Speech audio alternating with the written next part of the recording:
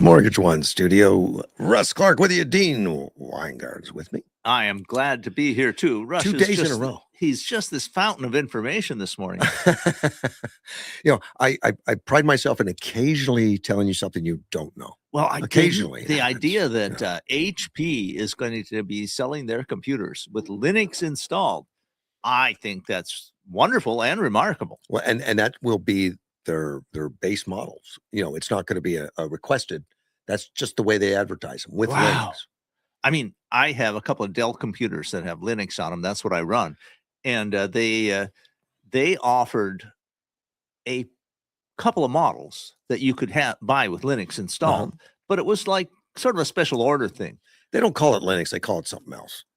Well, there's a whole bunch of flavors of Linux. Yeah, it's one of the out flavors. there, Ubuntu and others. And the reason behind it was that Microsoft is getting so many complaints from 11 that it's obsoleting old computers that are fine, perfectly fine. Right, you can't use it. They're not updating the 10s.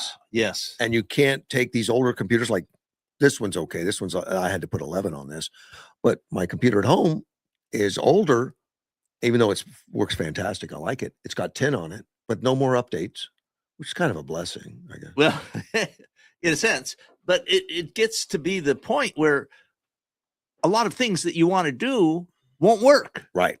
On purpose. On purpose. I mean, it angers people. I have, a friend of mine who's passed away, very, very proficient with computers.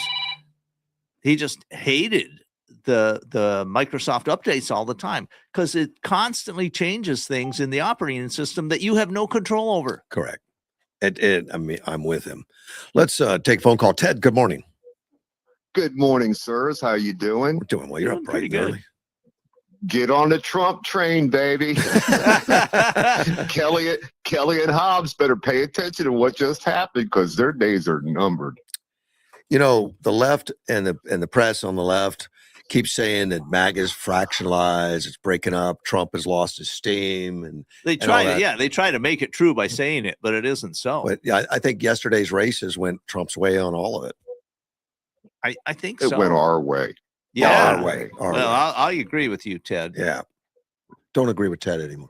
Well, it's not common that I agree with him, at least not entirely. But with that statement, I'll agree with him. All right. Get your toothbrush and Comet and come cut grout with me. Is that what you're doing today? Cleaning the grout? Yes, sir. Wow. You know how big this house is? It's all tiled. Everything's tiled. Yeah. Well, there's an advantage. Squares. There's an advantage to having a small house. Yeah, you got to go to a small house. Very much so. Believe me. Where you can lay down in bed and not have to get out of it to open the refrigerator. That's what you need. Well, you lived that way for a I did. I lived that way in an RV for a while. I liked it. If you look historically, most people lived in small spaces for most of history. Hey, my relatives lived up in Warrington where you could roll a ball from the door of the house to the kitchen in one push. Well, all depends on the ball. It was all down. It was all downhill. Downhill. You just let it go. Hey, I moved into that big house in Mesa del Sol. It was 5,000 square feet, just the house, 2,000 square foot garage. It was terrible. And I remember it being in the bedroom, and I had to go get something out of the refrigerator, and I was like, "Man, it is a hike." Pack a lunch. I pack a lunch when I go from the one end of the house to the other. I got a lunch pail with me. Man. We have another thing coming. Holt, keep an eye on this. The weather. I know you've got somebody there that knows weather. Yeah. We have an El Nino coming, and it's supposed to soak the Southwest. Not true. It's a super El Nino. They've upgraded it to super. Yeah, we were just talking about how it may help with our water situation in the reservoirs. Good. It's dangerous though for a lot of the country right now. They're saying flooding in Texas and 50-mile-an-hour winds and storm damage, all that kind of stuff. But as long as we get water, that's okay. Thank Trump. It's Trump no worse. Oh, Trump brought it. I think that's for us. It works well. I think that's fair since he gets blamed for everything. Let's blame him on. You also tend to get a warmer, drier winter up north, like in the northern tier states. Right.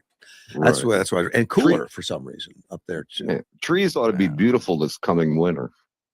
the foliage when it changes. I don't know. Well, yeah, right. We'll But see. But we, if we can get water here, we need it right now.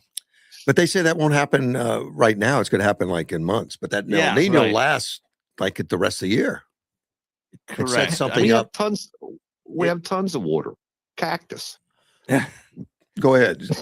There's plenty of water to drink. The question is there plenty of water for the intensive agriculture we do? And manufacturing and everything else. Right. But agriculture is the biggest user of water.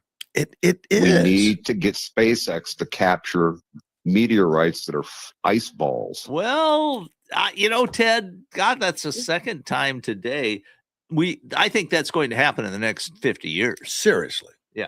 We're going to go capture water from space, but not for use on Earth. We wouldn't send it to Earth. Earth has plenty of water, but for use in the moon and on the asteroid belt and things like that to make fuel out of, for habitats. Right. Mm-hmm. Yeah. In space, water is super valuable. If you could split the hydrogen and oxygen. Water, right? You got plenty of propellant right there. And all you need to do that is electricity, and we can make electricity in space.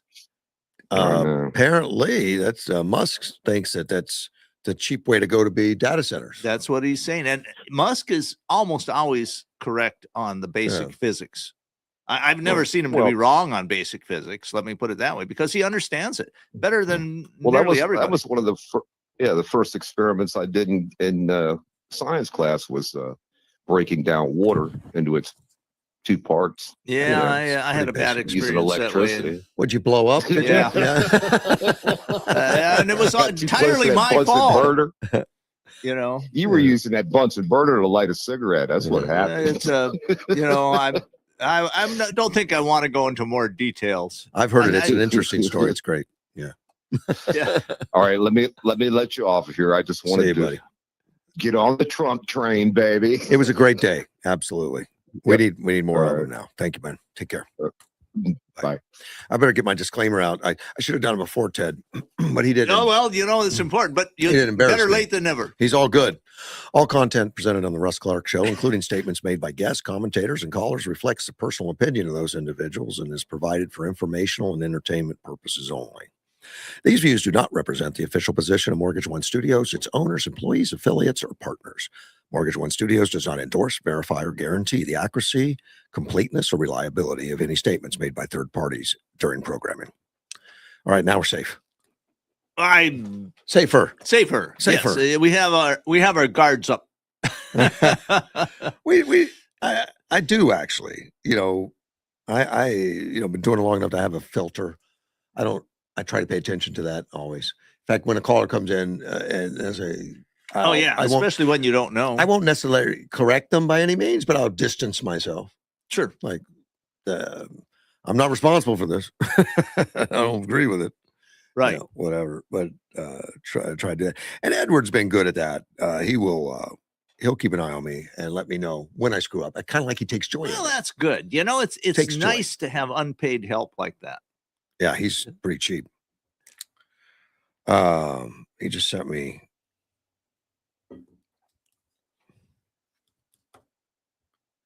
the chief pride. Very proud of our school. We're proud of our staff and everything. We've got people honking all the time. Sport when they where'd they paint this thing?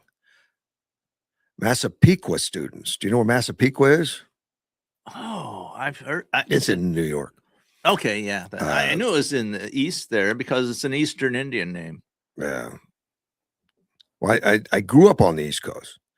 Let's see, students at Massapequa High School sent a message loud and clear to Governor Kathy Hochul.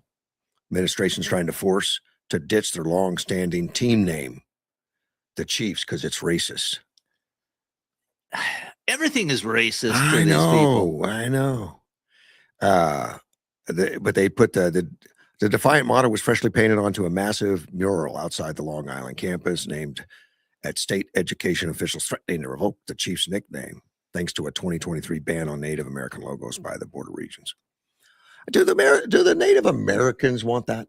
Well, first off, there are a whole lot of different Native Americans. I mean, and you were born here, so you're technically a Native American. But good point. I think what I've read is that a lot of people of American Indian descent, or however you want to put it, see this as this attempt to take these Indian names away as denigrating. Mostly these sports teams' names are a sign of respect. Well, the Washington Redskins, I know there's I mean, you don't pick a name of something that's weak and disrespected or that you hate. No, but the person that posed for the picture or the painting or the logo for the Redskins, the family wants it reinstated. The American Indian family, like, you took away Grandpa's iconic image, and all that stuff, right? And they liked it. And none of to my knowledge, and I've talked to some Indian tribes, none of them have changed any of their names of their sports teams. No, okay. And they use a lot of Indian names on their sports. Well, teams. I would, okay, but I mean, the American Indian culture, a whole lot of it became inculcated into the American culture. I mean, it's what we do. Sure, we grab the best of other things and bring it in.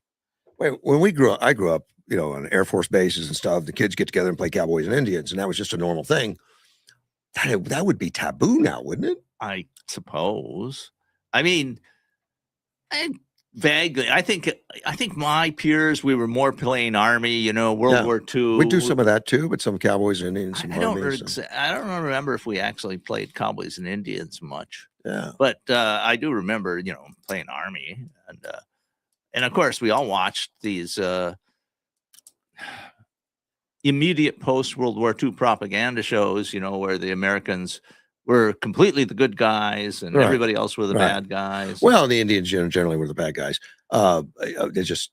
when I was growing up, I don't recall that. I've just started watching some reruns of a pretty famous period Western called Have Gun Will Travel. Okay. I know the name of it. I don't recall. And there have been Indians in them in several episodes, and they're never treated as the bad guys. Okay.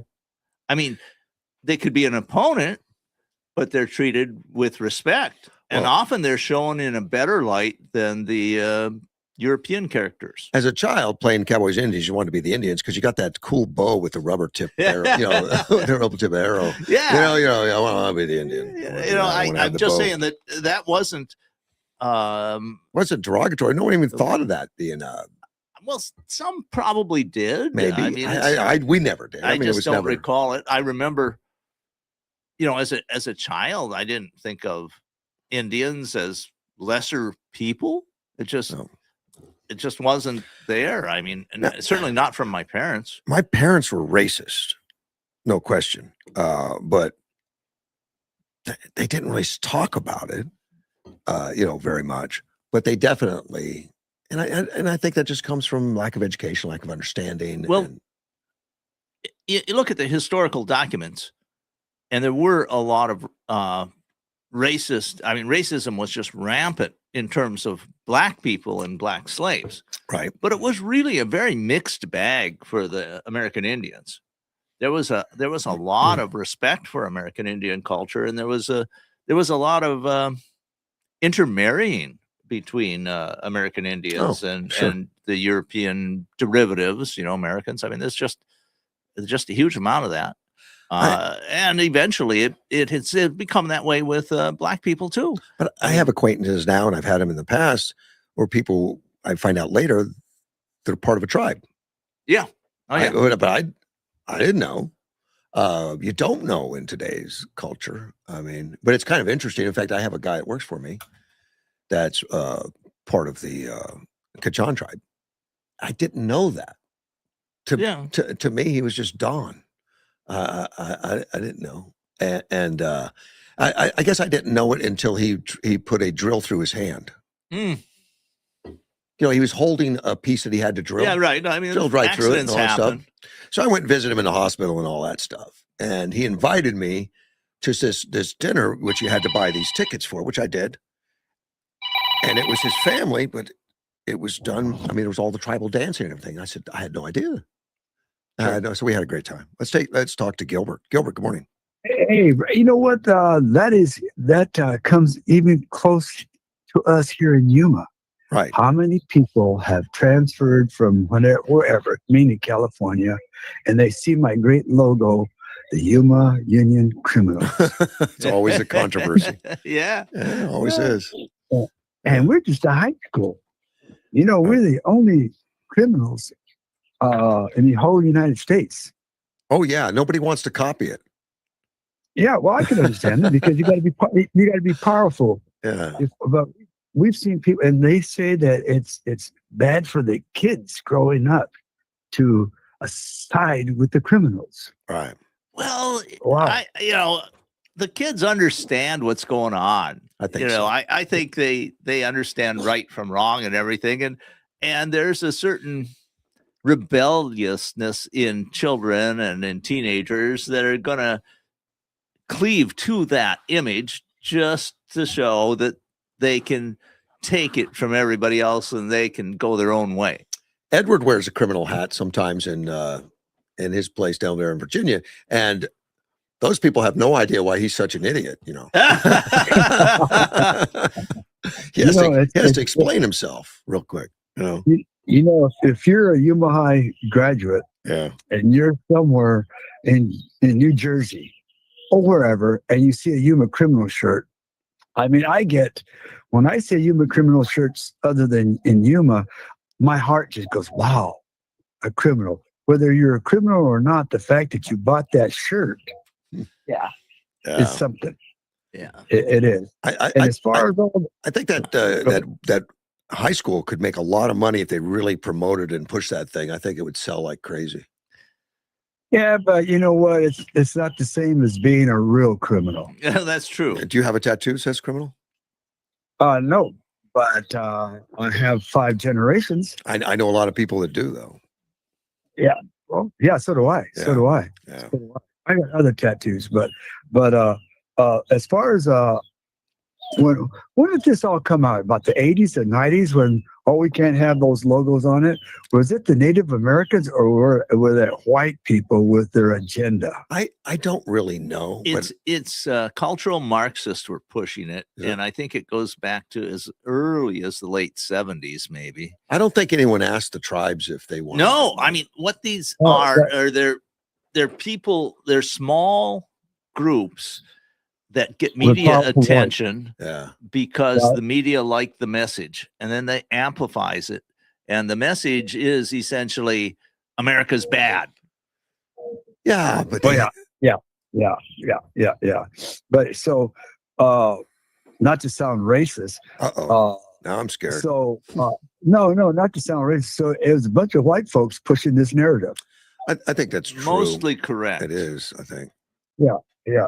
Well, you know, they're the same ones that said a lot of this stuff about different religions, why a black man shouldn't vote, and blah blah blah blah blah.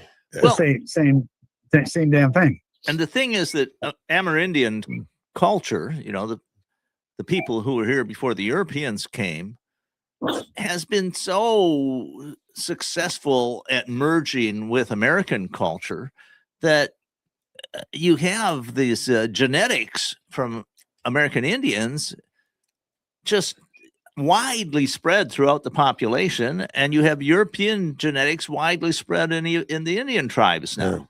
It's just, and it's because of the assimilation, and the effects have gone both ways. Yep. I mean, you know, just like your mariachi music, that's heavily influenced by Germans. It is. Yeah. European, right. In fact, if you listen to a lot of popular Mexican songs, there's a lot of kind of polka rhythm to it. Yeah, we call it the boom boom. I never put that together. Yeah. I noticed that one. I noticed. I mean, not in Mexico, but when I was down in Panama, I said, "Whoa, that sounds a lot like polka." Did they appropriate a culture? Well, we all appropriate culture. Appropriating culture is how we magnify and how we show appreciation that we value the other culture. Yeah. Right. And Mexico, Mexicans, you hear that term all the time. All that was European mixed with Indians. Well, That's what I always say. it's a huge thing. I was reading not too long ago, I think a few months ago, where this historian was saying this idea that the Spanish wiped out the American Indians in Mexico. He says it's just wrong. If you look at the amount of genetics of Aztecs and the people in Mesoamerica, there's more of them today genetically than there were before the Europeans came. Okay. Because the Spanish and basically you had a lot of Spanish men come over, and then they took Indian wives. Right. And then and that's where Gilbert comes from. Well, it's where a lot of the Mexican people are this intense mix of European and Amerindian genetics. I mean, it's just true. Yeah. You see a lot of blonde Mexicans, a lot of blonde, blue-eyed Mexicans. Yeah, absolutely. Because of that. And Chinese Mexicans, too. Yeah, well, you know what they say about Mexicans. What do they say? I can't say it on the radio. Good. No, don't say it, please. Well, the fact is, Mexico is a nationality. Mexican is a nationality. It's not a race. And Mexico has all different kinds of races in it. But everyone's still a Mexican. They're not. Right. We have all. You see, I'm Cherokee from my mom's side, and then I'm they call it little people from Mexico from my dad's side, Guadalajara area, the small Indians. So I'm a mixture of both, and I'm an American with Mexican descent and proud of it. Well, but I'm not Mexican. More and more. I mean, there's just this huge, vast amount of Americans that are essentially a mixture of a whole bunch of different. So how do we separate by races? It's meant to divide us and destroy us. Yeah. Hey, Dean, you're the smart one. How many races are there in America, in the world? Smart one. Well, five, I think. When I've read scholarly works that try to come up with it, they usually say there's about 4 main genotypes that make sense genetically as sort of a race. But they kind of separate. But it always it always mixes out at the edges. I thought there were 4 plus the Aboriginal trait, and they kind of separate those from Australia.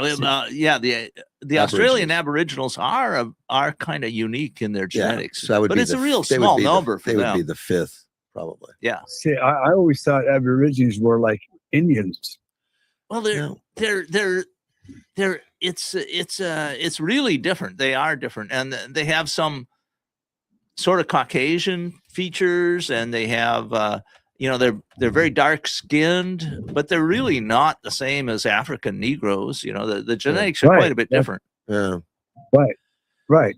They are, but so the bottom line, there's 4 or 5 major races, and then they all trickled in as they mixed, as they grew, it mixed. I mean, thinned out the original. When I've looked at the scholarly articles that said, if you look at these particular markers, genetic markers, right, you have 4 major ones, and you can, you see commonalities within those groups. But it's not like you can just easily look at somebody and say, that's because I'm kind of a mutt myself. Sure. Yeah. Right. Like back in the day when they traveled, when the Easterners traveled, the Orient and the Europeans in the Middle East, they found wives and they mixed their bloods with these different wives. Well, and a kind of amazing thing happened with the Islamic slave trade from the Balkans. That's where the word slave comes from, Slav. Right. And Slav. So the caliphs and the Islamic upper classes wanted white-skinned women slaves. Really? Yeah, they were they were prized, and so they had children with them. And gradually, those European genetics sort of took over So if you look into the genetics of like upper end Saudi Arabians and even Iranians and stuff, it's very a lot of European genetics tends to be very common. So what's your take? I forgot what city that was here in the United States. They want to ban church ringing their bells. I did read that. So what's your take on that? My Mr. take Russ? is, are they going to also ban the call to prayer from the that's mosque? exactly right. I think it's right. ridiculous. Yeah, but the fact that even the council's considering that, Yeah. And then I saw another one. They want to ban dogs. Why? They don't want dogs running around the streets because of their culture. Because my understand when I read an article that said something about that, it said it was because of Muslims were complaining. Dogs are considered dirty in Muslim culture. Oh. So stray dogs were a problem. Well, I don't know if it was just stray dogs. I think they just didn't want dogs period. around. Dogs. Period. Wow, didn't know that. Just like that Muslim community wanted to punish that guy for cooking bacon. Well, they don't They like. could smell the bacon cooking. Oh, yeah, I remember something about that. Wasn't that in Texas? I don't know whether it was Texas, New Jersey, but I know was it Maybe here? it was New Jersey. Maybe there's more than one case, but I remember that, and I thought, well, and all of these things are sort of like boundary conditions. And if you keep pushing the boundary, suddenly it's completely taken over. yeah. So, but, if somebody is creating bad smells right next to you, well, they deserve to be told, look, don't do that. If it's bad enough. But it all becomes, well, what if somebody can smell a hint of bacon 2 blocks away? Is that necessarily something you want? If you're a Muslim and you move next door to a place, okay, you moved into the neighborhood and you happen to live to a neighbor that loves bacon like me. Are you going to tell you could be offended by the smell of my bacon, but who are you to tell me I can't cook it anymore? I'd come over and tell you to knock it off myself. Yeah. And then what? It has nothing to do with me not liking bacon. Just well, I think you're right, Gilbert, and I think that's the way. The precedence of somebody already being there means you had a choice to move there. You didn't have to move there, so that should have some weight. Well, the bottom line: this is America. If you're going to come here with your religion, you have to, what's that word? Assimilate our culture? Assimilate to our culture? Yeah. That's the way that was our policy for decades. Yeah. Come to America, become an American. Right. Now it's there's this huge thing. Well, no, don't become an American. You got to stay in your tribal area so that we can keep track of you and make sure you vote our way.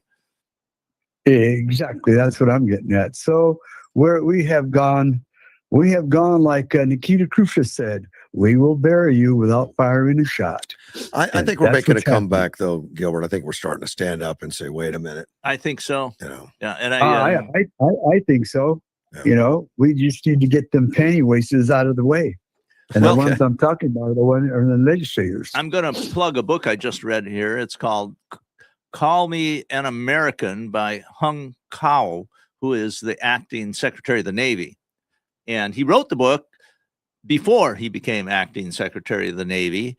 And it's just this inspirational book about this gifted, talented, intelligent guy who comes to America at 4 years old and ends up getting into the Naval Academy and just having this incredible success. It's just driven. And he can do it because it's America. Right.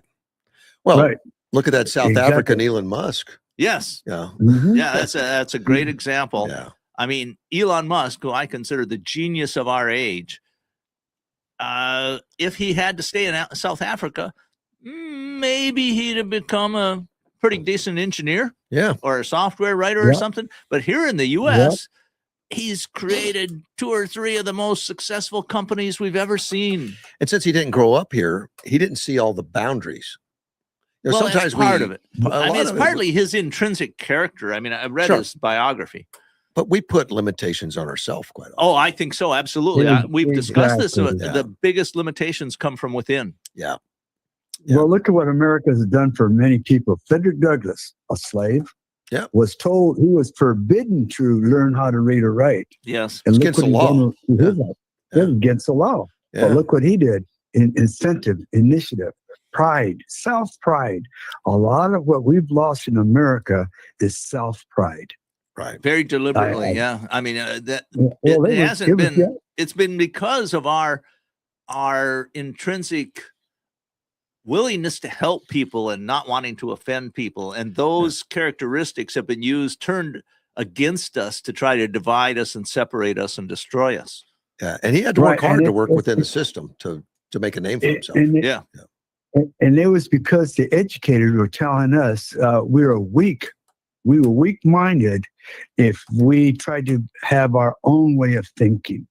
Like I have a John Wayne mentality. I really do. Mom's up by, and I got it from watching my pops, But we're in the 70s and 80s, people like me were shunned upon because we weren't going with the status quo. Well, and Gilbert, this is another reason they're working so hard to destroy strong families. Right. Exactly. Well, that's what LBJ did. That was his whole thing with welfare. You separate the family. Yeah. That caused that in all, not just the black, the brown family, even the white family. I mean, I have read a lot about that. I don't think LBJ intended that. But that was he was warned. There were a couple of people, there were kind of voices in the wilderness that were saying, look, this is going to destroy the family. And they just ignored it. Oh, no, we just have good intentions. Sure. They want to support single mothers. And by supporting single mothers, they didn't get married. Right. Yeah. But Dean, remember what he said on the airplane. Oh, yeah. You give them the N-word. Right. And we'll own them forever. Yeah. That's right. They'll never leave the Democratic Party. Wow. So that was intentional. Well, that was intentional, but I'm not. Yeah. We know our government brought lots of drugs into New York area, the heroin back in the day. Our own people, our own government did that. So the cultures, the black culture would depend on the government more and more. When you say our own government, sure, there's been a lot of corruption, and New York is known for it.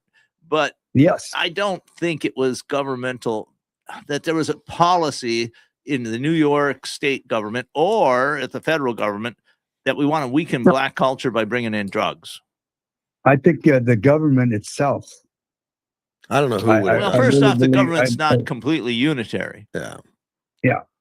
But this, like I said, this is all a process. And getting back to the Indian, the logos in Washington Redskin, all that was same people. I hate to be the one to say, sound like I'm a racist, but we saw what that brought that onto America. Well, I agree. That was all from the left. Yeah. Mm-hmm. Anyway, I'm going to, like I was listening to your thing and I was laughing about the Washington Redskins. And here we had it in Yuma, people moving to Yuma, wanting to change the Yuma High criminal mascot. I think the criminals are strong in Yuma. I don't think they're going to change. No, I think we actually ran those people away. Okay. Take care, later. buddy. God bless. All right, man. Bye-bye. See, now there we had a caller I didn't agree with all the time. No, still don't. But every time he says racist, I cringe. I don't want to get involved in race. Well, Gilbert has some good points. He has some good information. Sure he does. It's just that it's who said it? That if you agree with somebody 80% of the time, they're an ally. Yeah. Most of the time, I think, but sometimes Republicans, call you a rhino. Well, and the vice versa. You're a fringe or not acceptable, or you're a redneck or whatever. Unfortunately. But on this election from yesterday, some of the Republicans that were in office didn't make it, like Massey. Right. Massey was kind of interesting. We'll get into that. little bit, but he did not get along with Trump. In fact, he was very much an anti-Trumper for some reason. Exactly. And I mean, why do that? Why? I had a hard time understanding it. To me, it looked like he was just looking for attention. Maybe. Well, he said neither one says he's a libertarian. Principle, but yeah, it's principle. But there's a time when sticking to your principles will get you unnecessarily killed. Yeah. And if you're not fighting to win, why are you fighting? Yeah. But exactly. He's part of the Republican Party, considers himself a libertarian, so he wouldn't vote for a lot of the key projects that Trump wanted, and then he badmouthed Trump for right. I mean, politics is dirty business. It just is. It's a contact sport. There's a lot of nasty stuff that goes on in politics. Yeah. But if you want to accomplish things, you have to be willing to get in there and play the game. Yeah, and you got to have allies. You got to have. You have to. It's just the way it is, and it's partly why the American system has done so well, because we make compromises, because we are willing to give a little to get a little, and I have had a lot of close friends in the Second Amendment community that remind me a little bit of Massey. All or nothing, absolutely no gun regulation at all anywhere. We have to have it right now, or we're not willing to accept anything. Why? Have a permit system? That's horrible. That just validates the unconstitutional infringements on this. But what we found out is incremental advancements work.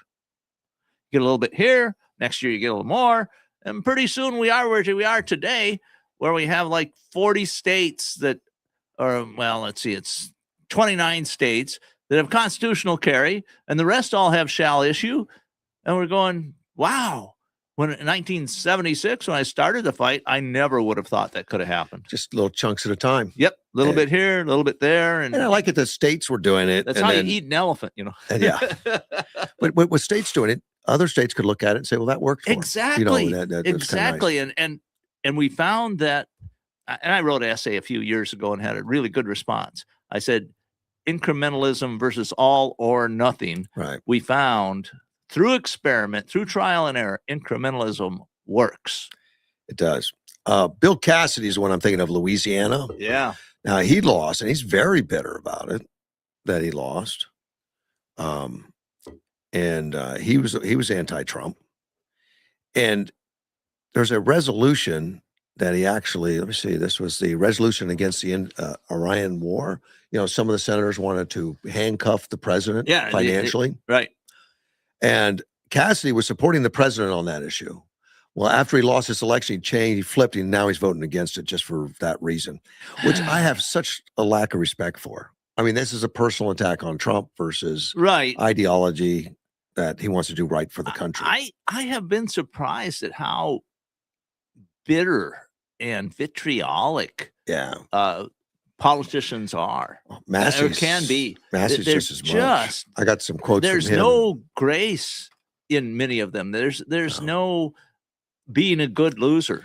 It just isn't there. Yeah, but there's a lot of them that reform over time. I mean, some do. Yeah, J.D. Vance was very much against Trump at one time. And he's very I'm very impressed with J.D. Vance. Lindsey Graham was outraged about Trump and was blaming him from J6 at one time and stuff. And now he's one of his biggest supporters. Well, and I'm okay with a lot of that, if you learn from it, whatever. But I mean, but this thing that Cassidy's doing, he doesn't want. He wants the president to have his way with the military and against Iran. But now he's mad because Trump went against him and he lost the election, so he's going to flip just for that reason. It kind of reminds me of McCain. I know. I was thinking the same thing. I mean, and McCain did such damage to this country with that one vote. I know. And that was against Trump because he didn't like Trump. So he was a siding voice on the Obamacare. Right. To dissolve it. And it's done so much damage. It has. And it's horrible. And McCain is the last. I mean, he was the last one on purpose so we could make a big spectacle to shove it in Trump's face. That's what it appeared to me. I mean, it appeared it was Yeah. purely personal. And I like McCain. There was a lot about it I liked him. I worked with him. You knew him better than I do. Yeah, I did. I only met him once or twice, very briefly, and I have to admit he was a very masterful politician. he was. He did a lot of good things, but and he did a lot of bad things too. Probably. And I mean, from my point of view, I disagreed with him on a lot. Well, I disagreed with him on the Obama thing for sure. The I got to talk about neighborhoods. I live in a neighborhood now. Which Good for means you. neighbors have to put up with me. Most people live in neighborhoods. I know. Well, I've been walking around the block a lot with my wonderful wife Helen, and we notice that there is a lot of people take. We're looking to even do some more to our property, more shrubbery, and do some more with the front yard, landscaping, and all that stuff.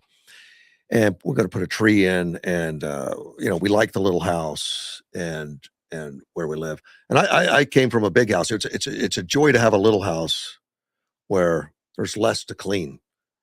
Well, it's just her and I. There's just two of us. There's that old saw: when you own enough property, the property starts to own you. There you go.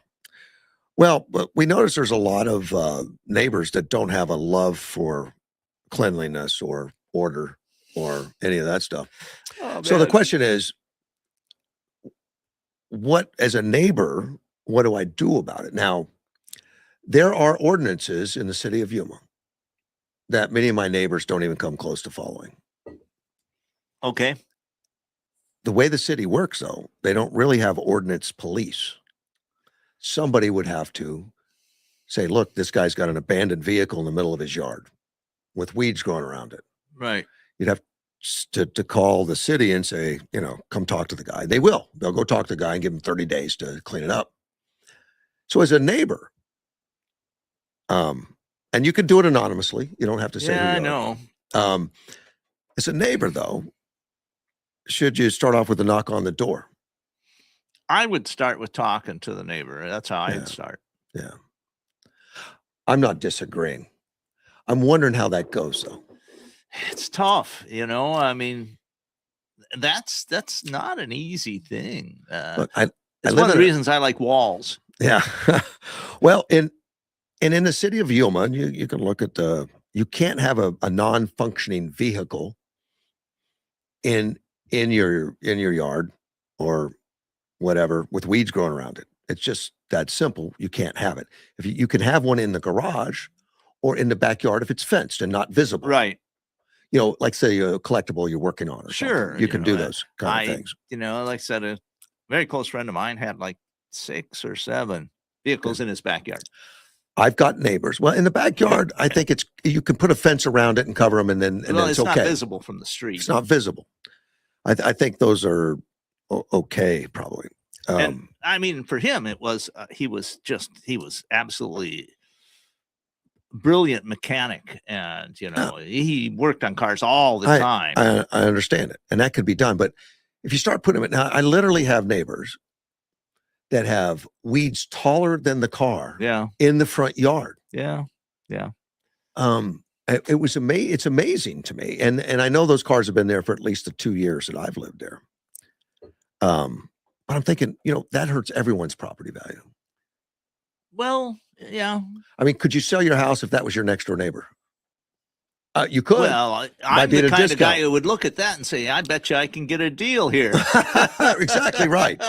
Exactly right. It potentially hurts value, but what do you do about it? I mean, obviously, if you knock on the door, you may just offend him and escalate an issue of animosity. But what are the alternatives? The alternative is to turn it into the city.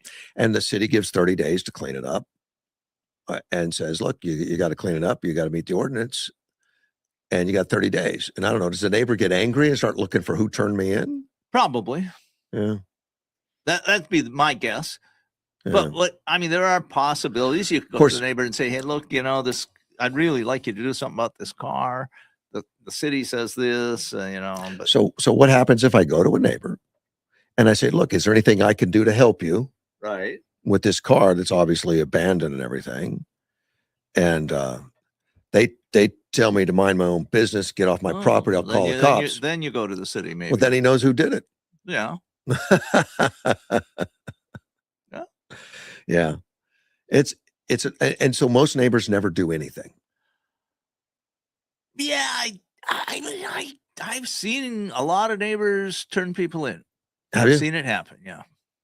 I would say in my neighborhood, it never happens because there's Yeah. enough people that are so far outside the lines of responsibility that way past city code. City code's kind of lax. It's not like having a homeowners association.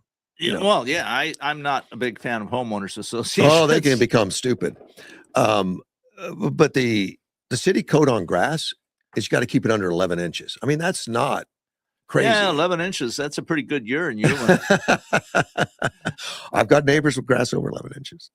Okay. Well, grass and weeds and stuff like that. Yeah, I do. I mean, I just. But the city doesn't have anybody that rides around and says, I got you. You broke the code. Get out the tape measure or something. They don't do that.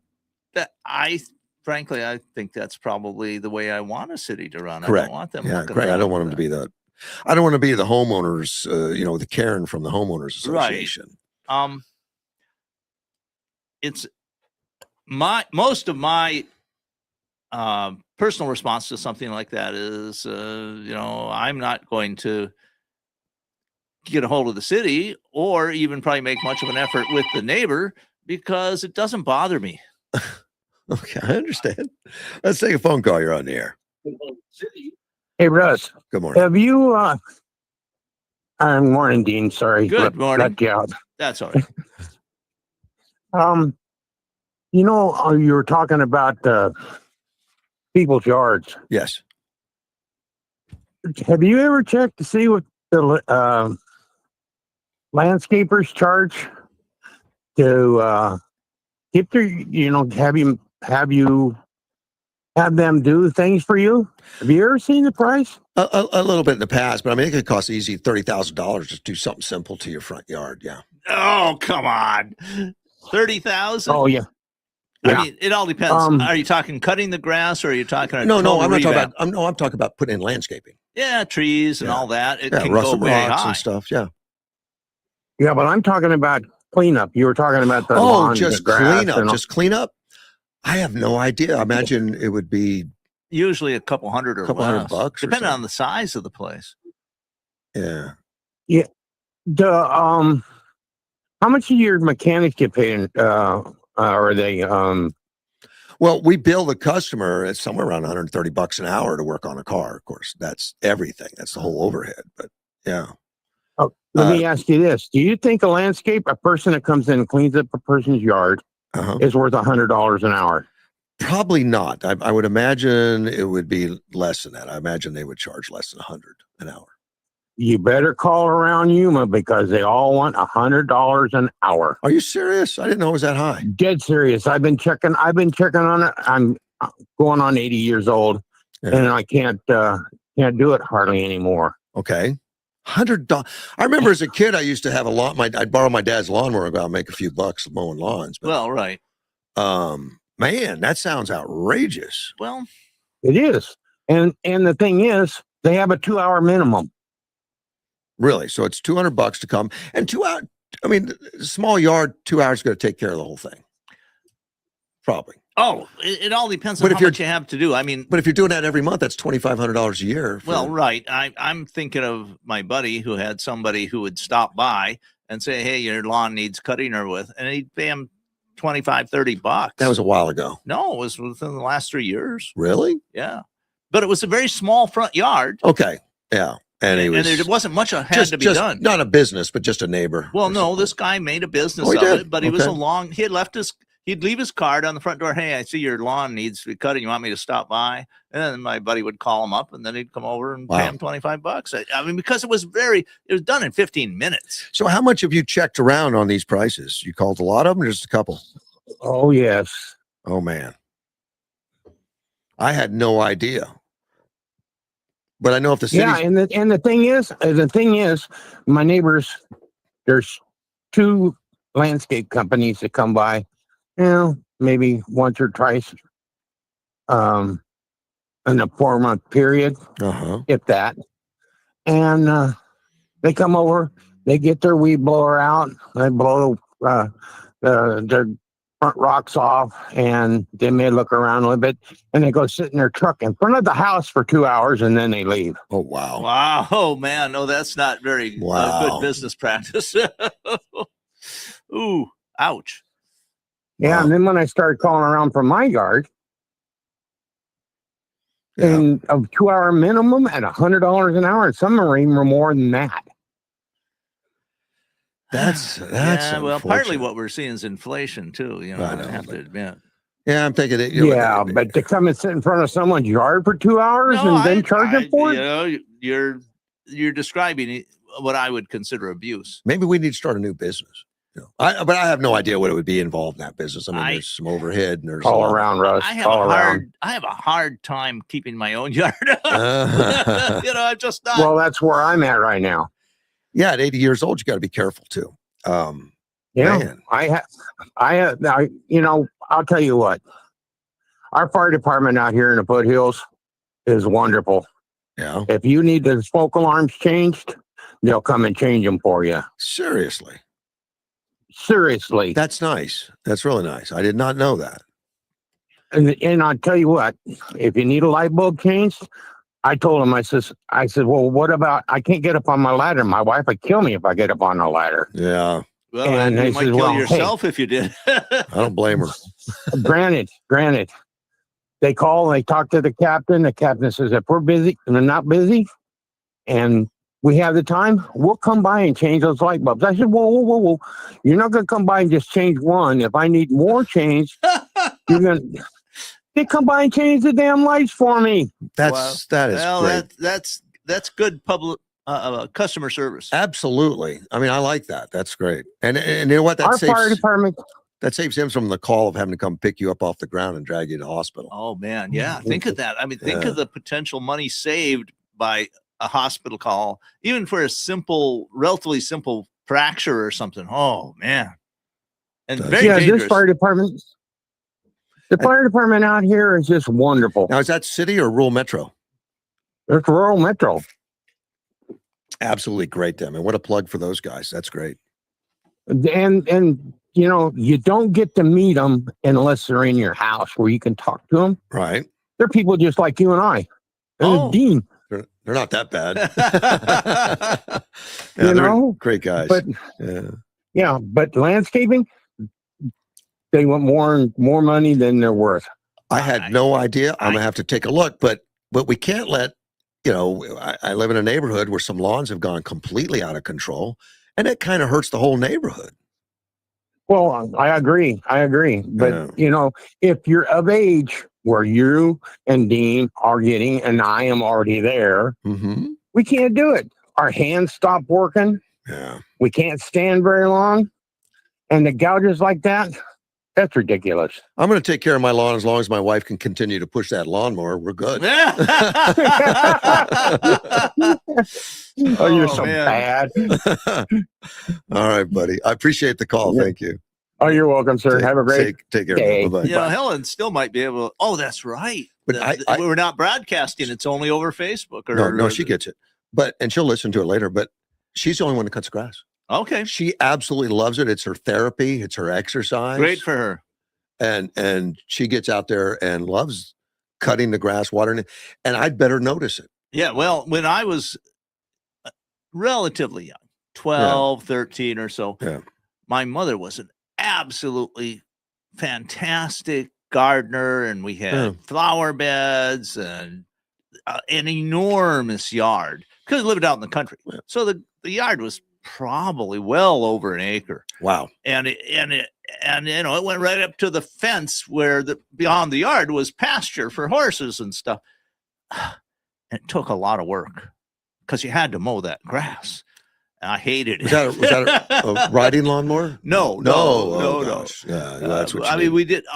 It was all done by the time that I was old enough to do it. We had gas-powered lawnmowers. Okay. And you did it. But I still remember the old manual ones that would. They were a lot more work. Yeah, they are. One of my listeners, a suggestion: call the city on the whole neighborhood Oh, and just ask them, "Hey, could you come inspect my neighborhood and see if there's anybody out of control?" that's an idea. I Interesting. don't know if they'll do it, but They might. yeah. You know, they get a call like that. Hey, would you look at this street? Yeah. You know, something like that. Yeah, and I don't know what the problem is. And here we got an 80-year-old guy calling in who's having a problem getting to the point where cutting that lawn is becoming touch and go. Well, and like I said, because I was doing this when I was 10 or 12, and I saw it as just a chore that I didn't want to do, but of course I had to. I mean, it wasn't like I'm saying I shirked it. It was that I didn't want to do it, but I had to do it. Right. So as I've gotten older, it's like, I really don't want to cut lawn. So I just don't. I mean, and I don't have, I mean, it's fortunately in Yuma, you can have desert landscaping, you know, and you don't have a lawn. You don't have to worry about it. We have a lawn and Helen loves it. So, Yeah, I mean, and I pitch in and help with some of the trimming and some of the stuff. I don't mind, but he's right. The caller that, you know, you get to a certain age, you can have to landscape. I didn't realize it'd be $200 for a minimum. Come out.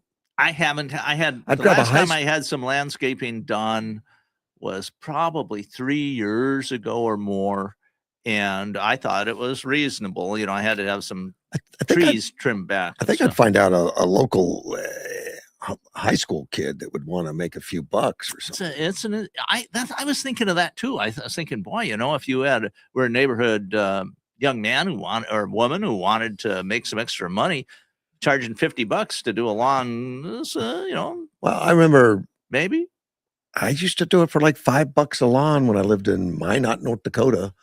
Yes, you know, many years ago. That was and by inflation, that'd be about $50 today. Probably.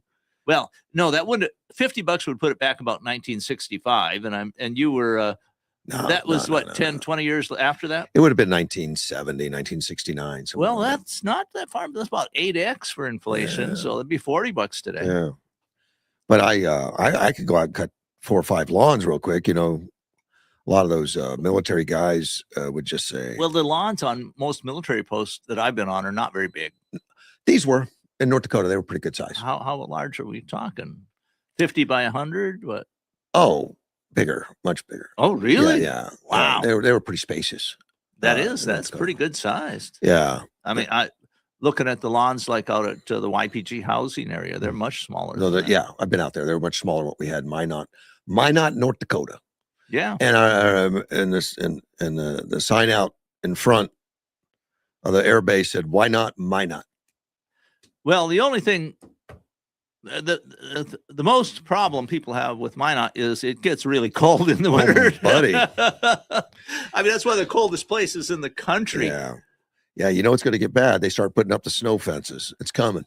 It's right in the center of the continental United States. Yeah, and it's flat. It's so far from the oceans, and all the Arctic cold air masses come right down through Canada. There's probably not a barbed wire fence between Minot and Canada, I don't think. You don't get a windbreak until about Texas. Maybe a slight exaggeration, but yeah, I mean as a meteorologist, gets really cold there in the center of the country because you have no moderating influences from the oceans. I remember as a kid, like 6th grade or something, the wind chill was 120 below, and they closed everything. Well, right. I mean, everything on the base was completely shut. That's the wind chill, not the actual. I don't remember. Yeah, well, the actual temperature might have been 20, 30 below zero. Yeah, it probably was. I mean, I remember in about the time you're talking about that it was not uncommon to get 30, 35 below in northern Wisconsin.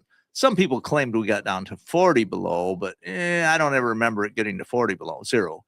35 was about the coldest, and that's very cold. I don't even know if they were taking airplanes off at that time. I imagine they could. I think you could, but you'd have to preheat the engines and everything, get them warmed up. You'd probably warm them up inside a hangar. And they have special, as a pilot, you probably know this, they have special devices to warm them out on the airfield. Yeah. You can. You just have to. I mean, an engine won't work correctly if it's cooled down to minus 30. The oil is way too. Including cars. Yes. Yeah. Oh, I ruined an engine in a car. all our I cars destroyed it. Our cars were all destroyed plugged in. You had to. Yes, and we normally did that, but I didn't do it this one time, and I had a trip, and oh man, I just destroyed the engine. What happened? Actually, it wasn't that the oil completely solidified. It was that ice crystals formed in the oil, and they plugged up the filter, so you weren't getting any oil circulation. Yeah. Yeah. And it destroyed the engine. Yeah. Tractor trailers, they do it a lot. Diesel fuel is very, if it gets cold, it gets very gel. Yes, right. You have to keep that warm. The this gentleman that called in about, fire department helping with light bulbs and ladders and all that stuff. I have a friend that is in rehab right now, which I went and visited Margaret yesterday. Okay. Helen and I did. We know her. She was at a neighbor's house who was moving or something. They had to get something off a shelf. So the neighbor decided, I'm going to go up the ladder, and Margaret was spotting. Oh, underneath. The lady fell on Margaret. Wow. It broke a hip. Oh man. Yeah, and the lady didn't get off free either. She did something to her foot and leg or something. And for broken hips are one of the most common problems when people get older, especially women. Often because there's some bone osteoporosis or something, and they're just very difficult to overcome, to heal from. Margaret looks good. I mean, I was surprised we went in to see her. Was she working on the rehab consistently? Yeah, well, yeah. And she's still at the rehab hospital. They have to at that point. Yes. My mother went through it twice in her 80s and 90s. Yeah. And after she died, I talked to the people at the center, and they said she was their star patient. I think Margaret's mid-70s or something in that area, but spunky, high energy. Good gal. She really like has her. A good chance of recovery from it. Yeah, I think so. We went and saw her, and her husband Willie was there and taking care of. But you have to do the rehab, and there's pain involved. And and I told her, I said, get well, because I need someone to spot me. I need to go up a ladder. Yeah. Someone soft. Yeah, I'll make sure. Oh man, I don't think you really said that. I did. Oh well, yeah. Margaret, Margaret understood. Yeah, I think they expect me to. Yeah, well, part of your personality. Probably, but she's doing. I was very pleased that she's doing so well. Good, because they had to operate and put a big pin in her bones and all. Yeah. I guess you know what I say hip. I might be wrong. It might have been the leg bone. I don't think. Well, it can be. I mean, yes, it's both are common. I mean, it was what you really don't want is for that hip joint to have a fracture. I think that's okay. I think it was the leg. Now I think about it, because they put a rod in her leg. Well, I know that my mother had some metal in her legs, and as she got really older, well into her 90s, you could see that metal was visible. I mean, visible, really? I mean, because it's inside the bone. Normally. Well, I mean, you could see that there was something there. All right. That wasn't natural. Okay. And, on her leg, you could feel this little projection. A lot of people complain about the cold, which it gets colder. Right. I don't know. Don't want one, but you never know. Well, you never know. Modern medicine is it's proceeding at such a pace. I mean, now I know people who've had 3 joints replaced. I've known a lot of people with joints. 2 knees and a hip. Yeah, I've known quite a few. And it seems like it's getting better and better. I mean, now you're older than I am by a lot. Yeah, a decade. Is it really a decade? Almost. Well, I'm 74. Okay, I'm 68. But not a decade. 6 years. Yeah, a lot. Okay. But do you have any deterioration that you think, well, I should have that knee replaced, or I should have that? I have been blessed. I've been active. You're a runner. My entire life. Yeah. I still do some running.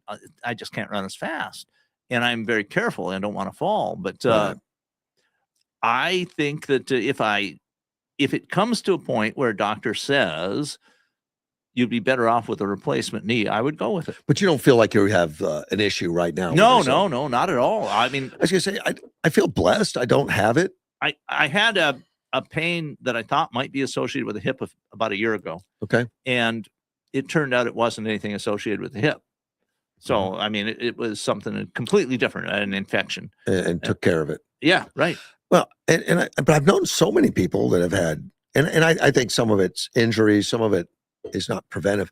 I've known guys that lay flooring that say, I don't need knee pads. Oh, I know. And now they can't walk.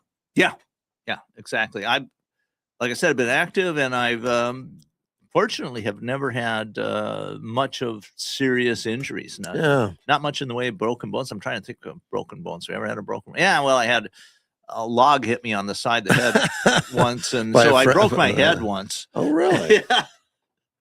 I haven't had a lot. In fact, the injuries I've had have been in the last decade. I've been fortunate, I guess. I mean, and maybe I've got good genetics. Maybe. I feel blessed. I'm taking advantage of it and continuing to. I'm exercising more than I've ever done in my life. At this stage. I'm definitely not you. You're military. I'm below that. I mean, I exercise regularly. I exercise 5 days a week, not for a huge amounts of time. Like half an hour for 3 times a week for a walk, run, and then the 2 days I do push-ups. So that's a lot. And I have regained fitness doing that in the last few months, where I'd lost it when I thought that I was overdoing things with the hip pain. And so I laid off exercising for almost 6 months, and I lost a tremendous amount of aerobic capacity. 6 months is a lot to lay off. I laid off a couple months. I didn't do much for a couple months because of the pacemaker, the ablation. Sure. And I just couldn't do it. Yeah. And I saw my aerobic capacity really dwindle from way above average to average. I wasn't happy with it. So now I'm regaining some of it back. Fortunately, I didn't lose that much. I mean, in that 2-month period, I exercised a couple times, but yeah. Well, I just didn't, I thought that I had overdone it. That's what I thought and I talked to my doctor. It wasn't like I ignored it. He said, well, yeah, lay off for a while. And then it didn't make a difference. Okay. And so then we had a scan done and said, oh, it's not your hip. It's this stuff. Oh my gosh. So well, it's good to know they got it figured out. Yeah. Oh yeah, absolutely. I do not blame my doctor at all, because everything I looked online reinforced what he was saying. And you do your own research. Well, I think that's the right thing to do. I do too. There's so much available online now, and you need to be your own physician to a certain extent. And so do the research, but you got to be very skeptical too, because there's a lot of nonsense out there. Oh yeah. And I've never driven a doctor annoyed or crazy or something by doing my own research. No, they're all, my experience is they want you to do that. That's mine too. But I know other people, because they go in with this, I know what I need. You need to prescribe this medicine for me. That. That kind of stuff might be a little bit much. And I had a bad experience with a doctor, no longer my doctor. I mean, and I won't say that they retired. So that's how come they're no longer my doctor. But also, I just lost trust in them because, and it was during the COVID thing, and they were much more politically correct than me. And, I mean, I look back on that experience and I think I could easily have died just because they were so COVID conscious. That's why I like Dr. Joe. There you go. I haven't had him in for a while, but he's still a friend, still out there. And I refuse. The doctor I go to now, I'm not going to name their name because we were on a few times going, and I wouldn't do it. And in between, I had an appointment, and I said, "Would you like me to name your name?" Because I refused to do it because I didn't know what you wanted. And he says, "Oh, I'm so glad you didn't. I'm way overburdened with patients now. I don't want all the publicity." Right. A lot of them are jammed. They're jammed. A lot of the good doctors are jammed. Yeah. Absolutely. Oh, exactly. So I feel blessed that I was able to get him. I was able to get on his patient list. Oh, I had a lot of people ask me, where he is. I know a lot of people that went to him, so. But that's okay. It's not bad to have too many patients. I'm not sure a couple of old guys talking medical stuff is the best radio out there. Oh, sure it is. You got to remember how many people may have have a similar issue and have a question. Yeah, that's true. And so I do recommend going online and being skeptical and listening to your body too. You got to really pay attention to what your body is telling you, and don't be afraid to go to a doctor. No, And I skipped doctors for 5 years or so. I didn't see anybody, and I was skeptical about a pacemaker. I didn't want it. I went out to prove that I didn't need it, and I was wrong. Yeah. Oh, so I got it, you know.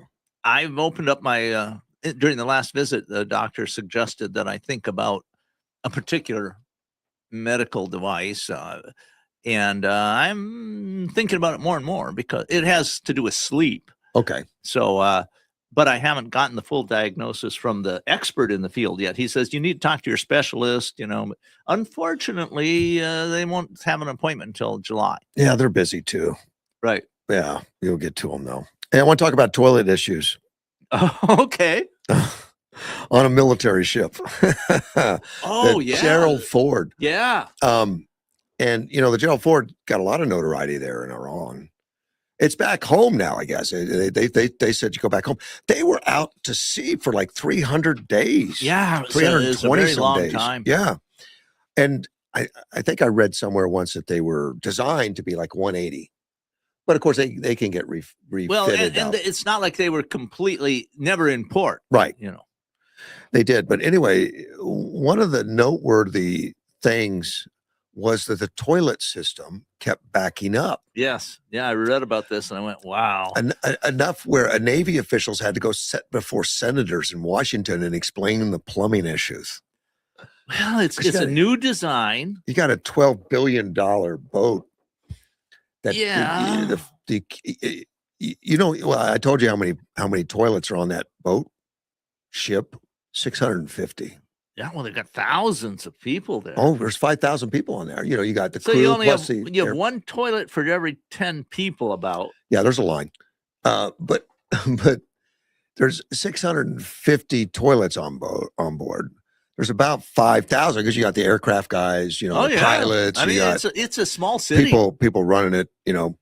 And then and then they say each one uses the toilet about 4 times a day. I don't know if that is the maximum you're allowed or if that's just an average, but they said 4 times. Well, these are mostly young, fit people. Yeah, 4 times a day. So they were, so they said that's 6 million flushes while they were out.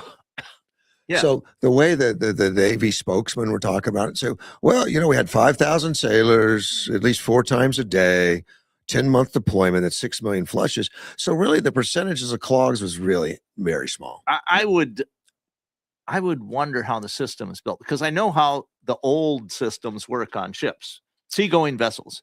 They just emptied it right into the ocean. Yeah. I don't know if they're doing that or not. And I don't know if that's what they're doing on this carrier. They said that in 2023, I guess when this ship was out to sea first time, you know, when it first put out there, they had 42 times that they had to unclog the system. 42 times in 1 year. Well, but that's out of 600 toilets. Well, apparently it just doesn't clog a toilet; it clogs the whole section. A section. Oh, yeah, and this one story that I heard on air was that somebody flushed a T-shirt. Yeah, I can believe something like that. That would clog things up. And they mentioned that again. Of course, that was recently. Well, what about in 23? The 42 times were there 42 T-shirts? I don't know. I mean, so. This is it's a new design. You're going to have glitches. Well, the Government Accountability Office did an investigation in 2020. I think that was before it was christened, probably. Okay. And they said that the ship's sewage pipes were too small to accommodate the flushes of more than 4,000 crew members. Oh. Well, they have 4,000 crew members plus another 1,000. I guess they didn't plan well. When you put $12 billion into it, don't you plan for that? It's a government project. I've just seen too many government projects where everybody is in charge of a little piece, but very little oversight for the overall project. The acting Navy Secretary Hung Chau said, "Oh, I love him. He's a great guy." He said the reports of toilet issues, fake news. The plumbing system on the Ford class ship was a good design, and that reports of clogged toilets were highly exaggerated. Well, they may be exaggerated, but your numbers according to your records show that the jam ups are real. Well, sure, but he's just saying it's a small percentage. If you have 600 toilets in a subdivision, how often do you have problems? Here's what I would bet money on. You know, that if they redesign this ship, they're going to put bigger pipes in. Probably. Yeah. I would expect that. I just, it's hard to believe that they didn't have top-notch plumbers. I mean, we have a lot of experience with plumbing on ships. Yeah. But this is a huge, enormous, one of the biggest military vessels ever made. And so maybe it's just the whole size of it. And it is a new design, so they might have had to alter things a little bit here and there. Yeah. Well, they're saying the Chief Naval Operations Admiral, Daryl Cottle, he said that the system is operating in accordance with procedure when it does not clog. Okay, yeah. So they're saying it's human failure that's causing the problems. Yeah. And that makes perfect sense to me. Yeah. Because it's a pressurized system and it's a vacuum system and all that kind of stuff. Okay. Well. And they get a T-shirt in there and it's going to shut down a section, I guess. Well, I could see how it could easily. I mean, it's not designed to flush T-shirts. No, but most of your systems, like toilets in your house, have a smaller diameter pipe leaving the toilet than the pipe they're going into on purpose. But, theoretically, if it makes it through the first section, it's going to make it on down the line. Right. Yes, that's true. All right. But you have, and I'm not a plumber. Okay. I mean, No. I've done a little plumbing because as a farm kid, you learn to do stuff like that. It all goes downhill. Okay. So plumbing is a lot more complex than most people realize. Okay.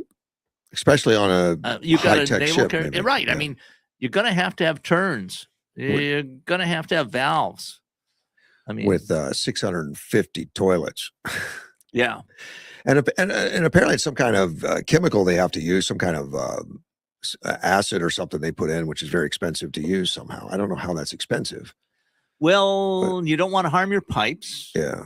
I don't know what the pipes are made of on the ship. I don't know. I know that there are some type of special enzymes you can use that'll help unclog clogs. Yeah. When when they're biological materials, you can put some enzymes in there that'll like eat up cotton and things like that. Yeah. Wood fiber. They said though that the plumbing being clogged did not affect the operational readiness of the ship, which probably. I mean, if that's true, then it's just an overstated problem. It's going to be bad for morale wise and everything else. Well, it all depends on how bad it is. I mean, well, if they become unusable. When Hung Kao, the acting Secretary of the Navy, says it's overstated, I tend to believe him. Yeah. Well, but it's interesting that makes news. Got this fantastic ship that has capabilities beyond our understanding. And we talk about they can't flush the toilet. It's beginning to sound like the Starship Enterprise. I've never heard of a toilet problem on the Starship Enterprise. Do they have toilets? I would imagine.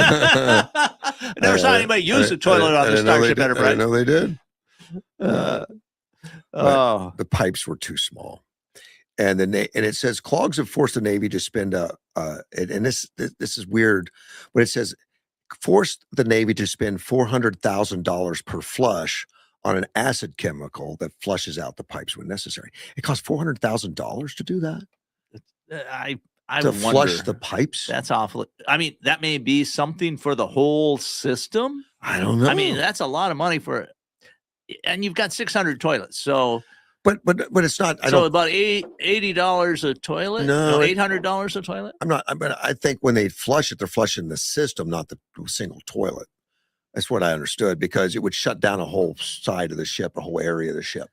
Well, yes, I'm not a plumber. No. I don't know how the system works. It's hard to pontificate on something you have little knowledge about. But I guess you just hold it, till they get it fixed. Well, but what I suspect happened is that people from one section had to go and use somebody else's toilet. That's what I heard. But there's already, 5,000 people and 650 of them. Some of them are shut down, and you have to. And the ships are not small.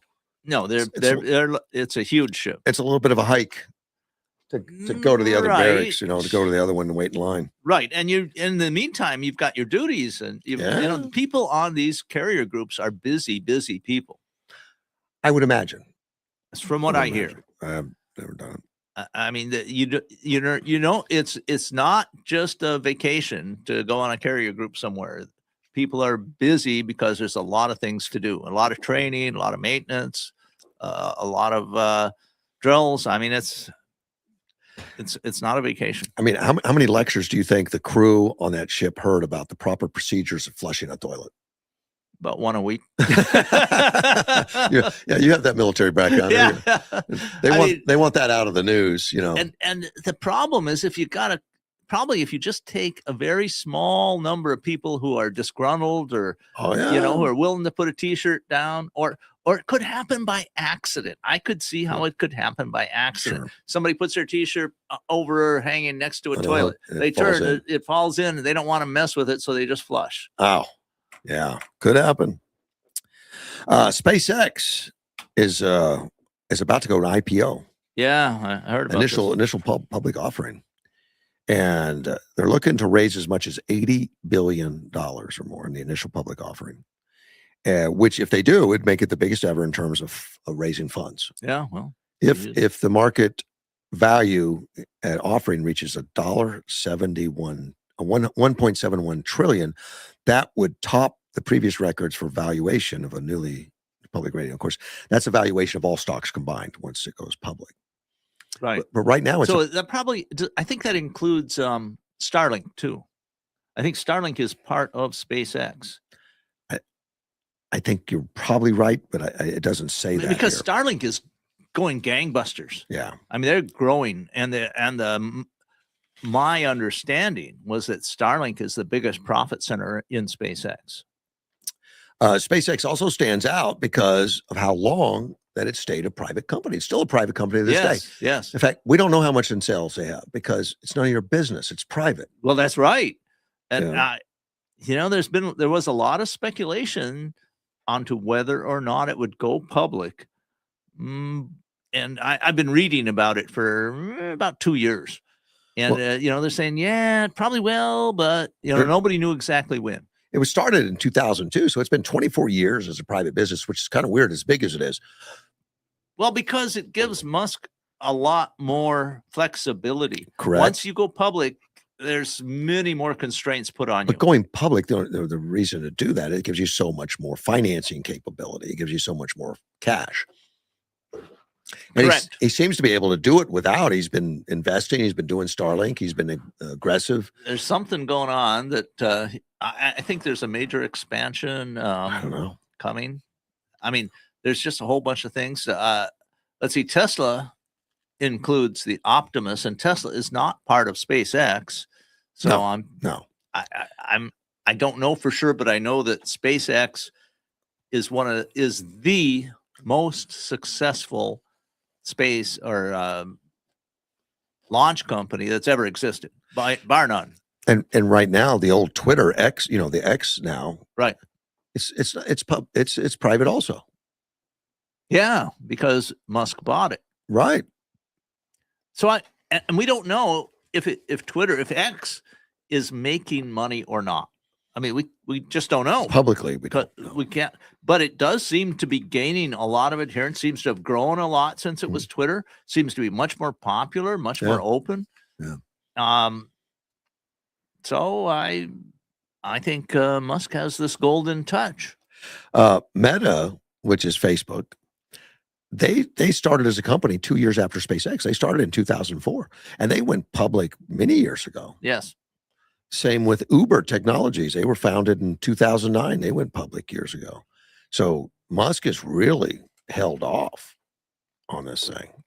He's had good reasons, I think. And last year, it said the company had $16 billion in revenue last year. Of course, being a private company, we'd have to take their word for it. Well, 16 billion. I mean, they have expenses too. Yeah. So, I mean, 16 billion in revenue, I would. To me, if you've got 16 billion in revenue, how can you be worth more than 20 times that? I have no. Because you look at this earning to price ratio, Yeah. It said if the market value at offering reaches 1.71 trillion.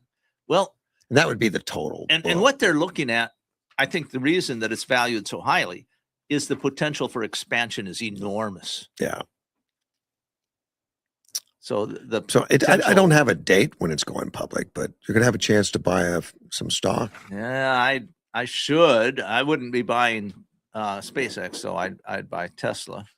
Yeah, that's available today. It's yeah, public. right. And I should do it. I just can't seem to. And it's been quite a success story. It has been. It's been extremely successful, and the battery technology possibilities that I see out there tells me it's just going to be more successful. Yeah. Speaking of Facebook, Meta, this is a story on Meta a little bit. It's got more than that. They're going to lay off 7,700 employees today. Yeah, I read that story. That's like 10% of their workforce. Yes, Again. Yes. And they've already done a total of 100,000 according to this. 100,000 layoffs in the last few years. Well, the trend is there. Eventually, a very small workforce overseeing AI. Well, if 10% 7,700, they still have 60,000 or so. Right, but employees. So if they laid off 100,000, does that mean they started with 150,000? I don't know, but it says simultaneously to laying off the AI part of their business and spending, is going to 125 to 145 billion. Well, so they're not in financial trouble. That's not the reason they're making the cuts. No, it's a model that seems to me is a potential wave of the future, replacing people with computer software. We've seen it for a long time, but it's accelerating, I think. Do you think computers think faster? They do some things way faster, and then they're not very good at other things. So, well, true. And this article kind of dances around that a little bit. And it said the company's hiring freeze affects everyone except the AI specialists. And the AI specialists, and I'd heard I'd read in an article the other day that when they did one of these layoffs, that the average compensation for these employees are laying off, including everything, is around $300,000-$400,000 a year. Wow. Which I would have put it at 150,000. Well, that might be the pay, but there's stock options and medical and all that stuff. I understand that, but to go from making 150 with another 150 in benefits to just being unemployed, is a huge drop. And now, I know there was a big a big work area where people were hiring these techies like crazy, right? Bringing them in overseas and all that. Now we've been seeing a couple of years of just layoffs. Yes, I've told you many times that my daughter is a highly paid programmer. Yeah, but talking to her in the last few months, she's working a lot with AI. Well, and she says, well, I'm glad I got in when I did, but I really wonder how many programming jobs there'll be in the future. I hear a lot of programmers telling me that same story. Yeah. And this article says that the AI specialists are still commanding a 7-figure packages. Right. And they're doing very well. It says, meanwhile, engineers who built Instagram and Facebook face performance reviews tied to the AI fluency. Sure. So if you don't know the AI, you're not working with the AI, you may be expendable. Well, and my daughter said the same thing. She said, I'm just going to have to become very good at utilizing AI. Right. I guess that's what the new thing is. Reality Labs just shed 1,000 employees in April alone, while Meta's AI teams expanded aggressively. So they're expanding those guys. These cuts follow a pattern of 2025 reduction, 3,600 low performers in February. So, and these are high paid jobs, and it's they just are. like I just I feel empathy. It's just because I was in a pretty tech field. Yeah. And my entire career, partly because I'm just a skeptical kind of guy, I was always concerned that my job, even a government job, would go away, and so I always was very frugal, saved money, invested, so that if I lost a job, it wouldn't be the end of the world for me. Well, and we mentioned that it was hard to hire techies. That's why they pay so much, because the demand was high. And now the demand's going down. I guess it's not quite the market, because the HR chief, Janelle Gale, said they had to triple Cobra coverage to 18 months because the business strength doesn't shield employees from elimination. And I guess they do that for morale reasons and everything else. That, well, we're going to increase your safety net to 18 months on Cobra. We've seen this type of dynamic play out over the last 300 years as technology has become better and better and better, and our ability to produce has gotten better and better and better, so that we make a lot more, a lot cheaper, and everybody's life in general, everybody's standard of living goes up. Right. But you always have sectors of people who suffer because their jobs become obsolete. Right. And even the ones that are on hot demand today, obviously, are not necessarily in hot demand tomorrow. Right. Right. And that's affecting morale. And they talk about the morale collapse. Yes. And the morale collapse because mandatory AI integration replaces collaborative culture. And it said that office space used to feel like a campus. Yeah. Upbeat and going. Right. Now it feels like a factory floor. Sure. And that's according to one of the meta engineers. Absolutely believe that. Another sector that's suffering tremendously is the commercial real estate market. Oh, because people don't need offices. Major cities have been having tons of open space. I mean, it used to be, people had to go to work at a particular place. Yeah. Now they can do their computing from home. And so just huge numbers of what used to be paper-centric jobs are now computer-centric jobs. Yeah. And you can do them from anywhere. You have good access to the internet. Well, this meta engineer is saying the atmosphere is dead and depressing. I can easily believe that. Relentless velocity pressure and AI mandate exhaustion. Yeah. Yeah. That if you don't know how to use an AI tool adoption, if you're not, you're on the we don't need you list. Well, and we talked. I've started using an AI Grok, Super Grok 4.1 is what I've been using, and it's a useful tool. But at the same time, you have to be extremely careful because it will feed you junk. It will lie to you. You have to know what you're doing. So the people who understand AI and become good at it are going to be in demand, at least for a while. I've got a listener to the show that has been making comments for years, probably. Yeah. Okay. He says he's got a yard band that charges $35 per week and $140 per month. Well, that sounds like maybe he should get in contact with the other caller.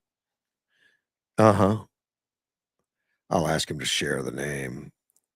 I will. And if the yard guy is doing that, then it's very plausible that he has his hands full of customers.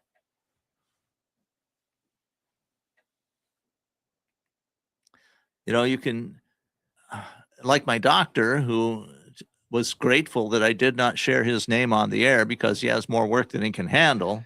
Yeah. I don't know. He didn't used to. Right. He does Well, now. everybody's got to start somewhere. Yes.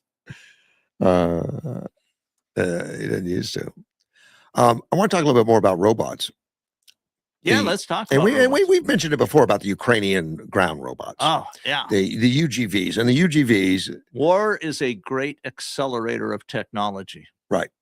And I think the last time we talked about it was because, it was such a an amazing event. Well, it is because Ukraine has been the underdog in this fight all along. Well, in the event I was talking about specifically was when they took a town. Ukraine took a town with no personnel, only robots. Yeah, there was a robot, a ground assault, and the robots actually took prisoners. Yes. Now, these are not autonomous robots. They're being operated from behind the lines. Correct. They have some autonomy in recognition and all that kind of stuff.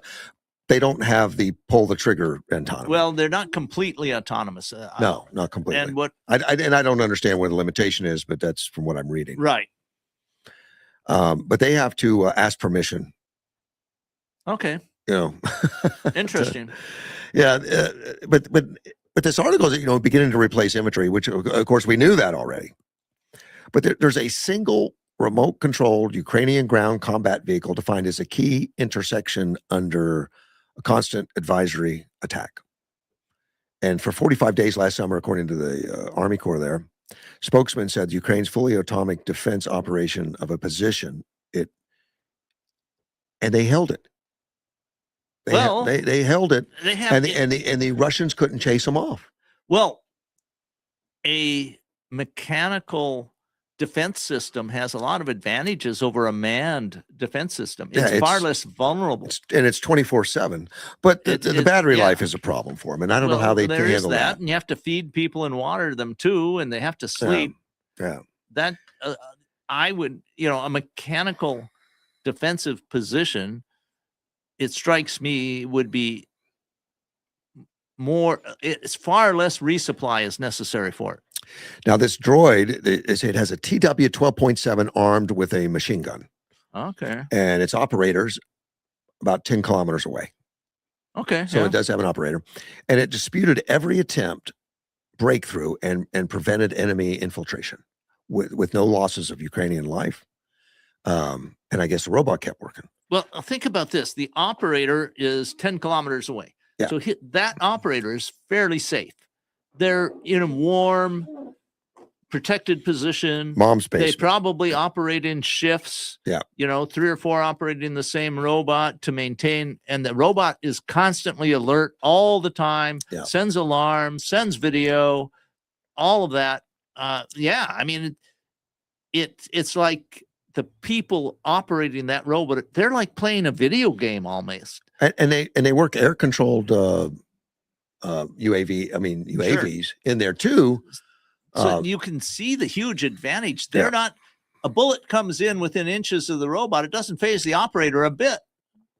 Now, this article points out that the drones in the air that provided continuous surveillance and all that, he said they detected enemy movement and transmitted information in real time to the ground. Sure. Once a threat was confirmed, the operator received the signal and engaged the target with the machine gun. Yeah. So they got the buzzing overhead. Think of the synergy involved in that and how much advantage it gives to the defender. It's just incredible. You still got personnel involved, but they're playing video games. Well, essentially. And whereas the people advancing on you don't have that advantage. And and if it was up to Gilbert, we wouldn't have our kids learning video games. Oh, I didn't know that. Well, it all depends. I mean, I believe that most children, or a great number of children, spend too much time on the screen. Right. They have to engage with reality, and the screen is not reality. But it doesn't mean you shouldn't be literate or that they shouldn't develop skills of using computers and technology. According to a defense analysis that looked at this, he was first to report on this operation, and he writes that the Ukrainian ground robots now perform 80% of logistics tasks on the front lines. Wow, 80%, just huge. I didn't realize they were that prolific, but apparently so.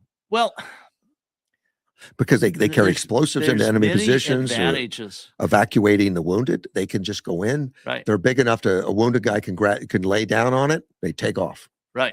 And they, and they resupply troops. Yeah. And that's apparently been very dangerous to resupply with food, ammo, and all that stuff. Oh yeah. Yeah, absolutely. But now everything's changing. The Ukrainian ministry is working to get that to 100%, where they don't rely on any human elements for the logistics. Yeah, that's a fantastic thing. Well, that would be amazing. Now, you think these robots? I mean, not all of them have machine guns. Some are logistics. And sure, stuff, right. But they say the ground vehicles can cost, though, they're between $10,000 to $30,000 a piece. Are you kidding me? That's it.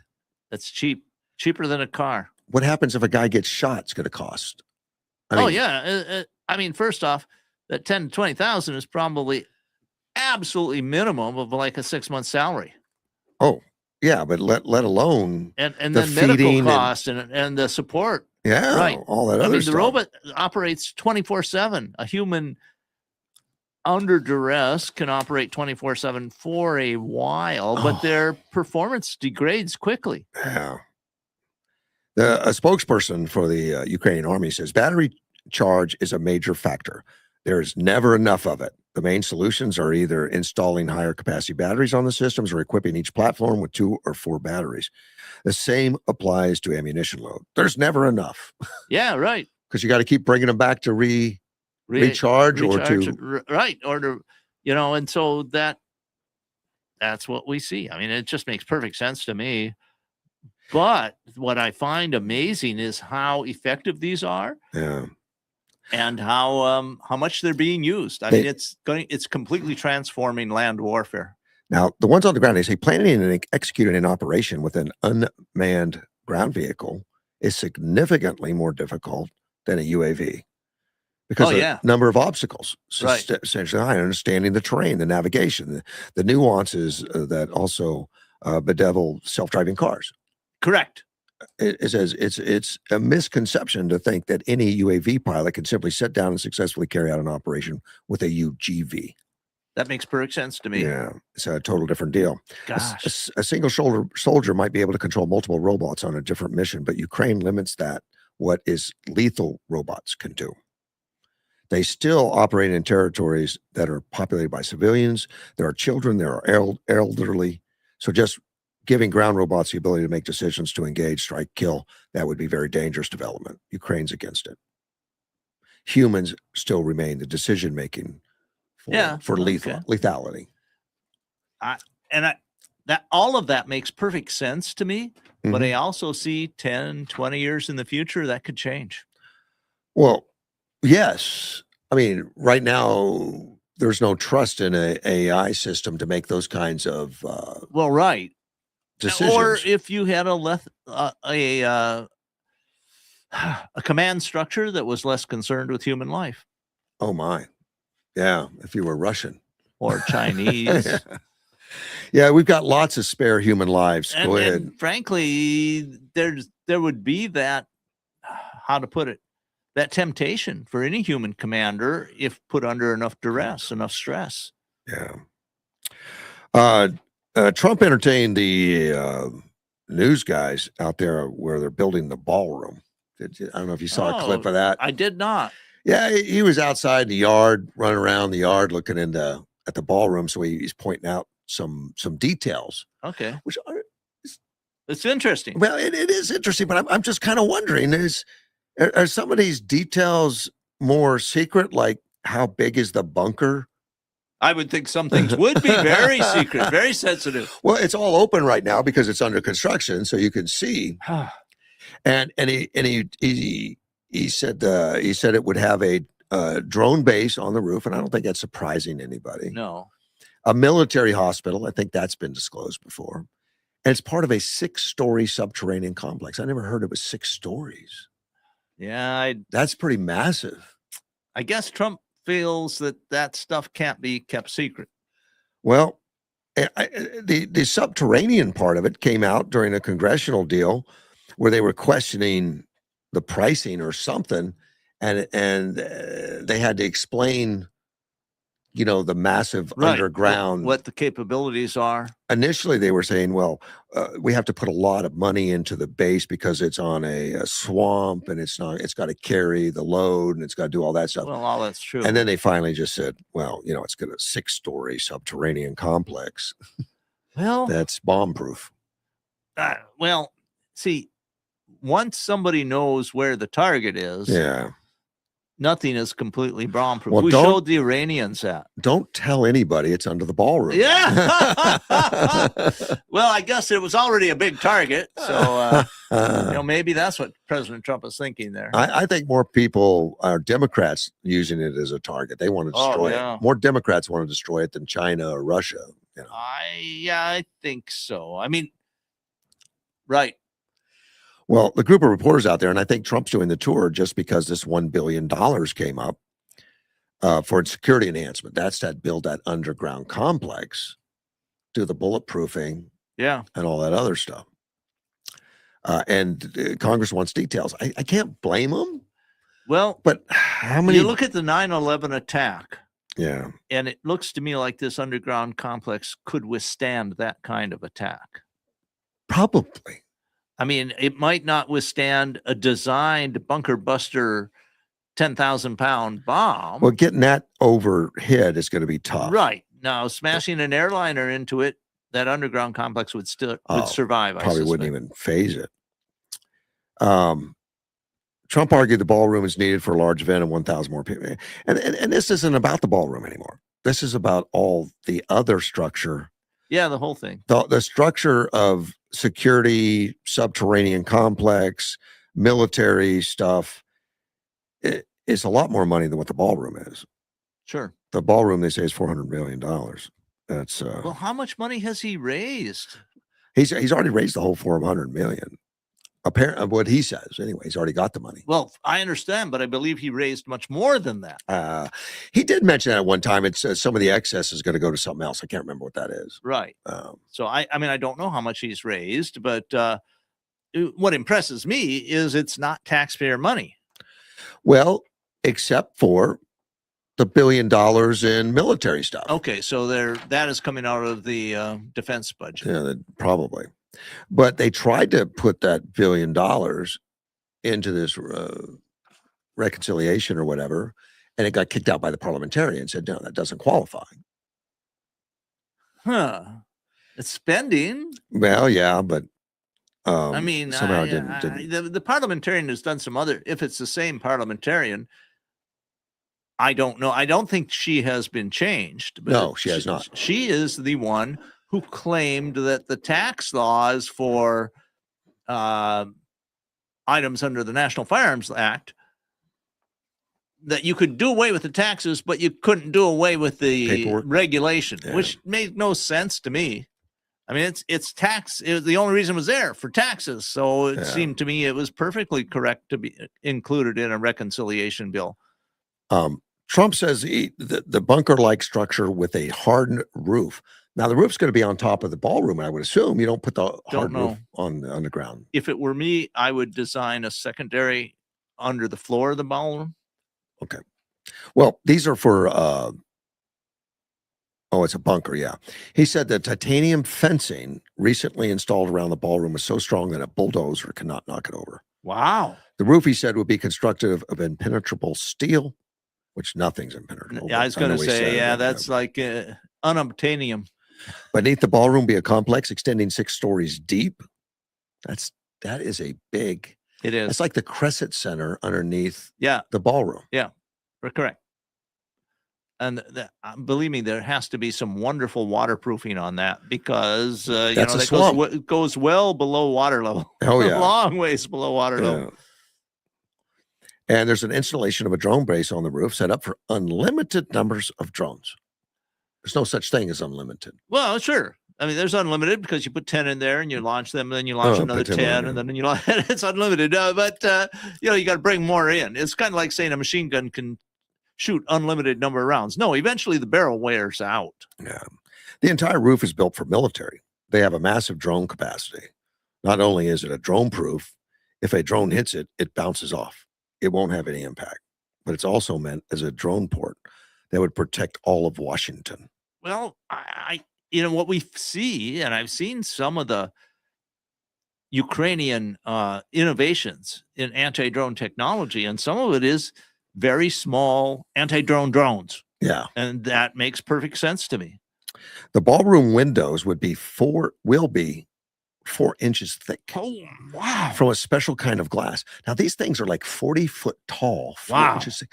I mean, how many cranes do you need to pick that up? Either one really big one or a couple smaller ones. I mean, it is a massive project. I'm amazed that you can get all that in $400 million.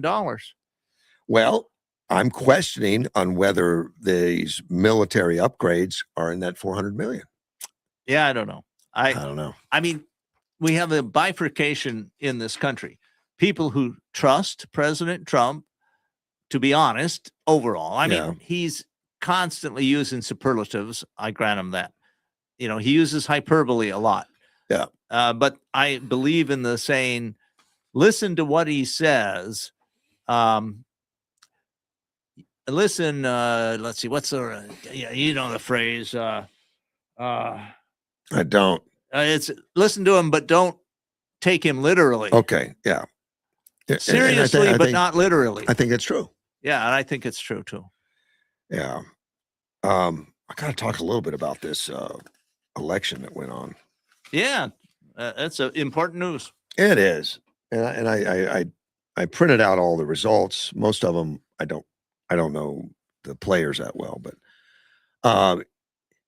on Tuesday, Trump says he scored another victory in his revenge campaign against GOP critics. I know if don't that's think a quote Trump from said him. revenge. No, he wouldn't have said that. I don't think. I don't know, but he was talking about this one's Massey. He said worst Republican congressman in history. Well, that's part of his hyperbole. That is, and Ed Galrin is the former Navy SEAL Kentucky farmer that defeated him. Right. And it was an expensive, incredibly expensive primary campaign. I think the most expensive ever. That is what they're writing. It was like $36 million or something. Right. For a congressional seat. Massey, God, he's really bitter. Sad. He's really bitter. Talking to supporters, says, I have called and conceded the race. Well, that's gracious of him to at least concede. Well, that's what he says. We've been honorable the whole time, and we're going to stay that way. I mean, I guess that is kind of, pumping your own, flogging your own. And I think pointing out he thinks his opponents are not. Well, that's what he's trying to imply. Yeah. Unlike Trump, but he just doesn't say it. Well, that's good. I mean, I'm glad he didn't say it. That's better. Yeah.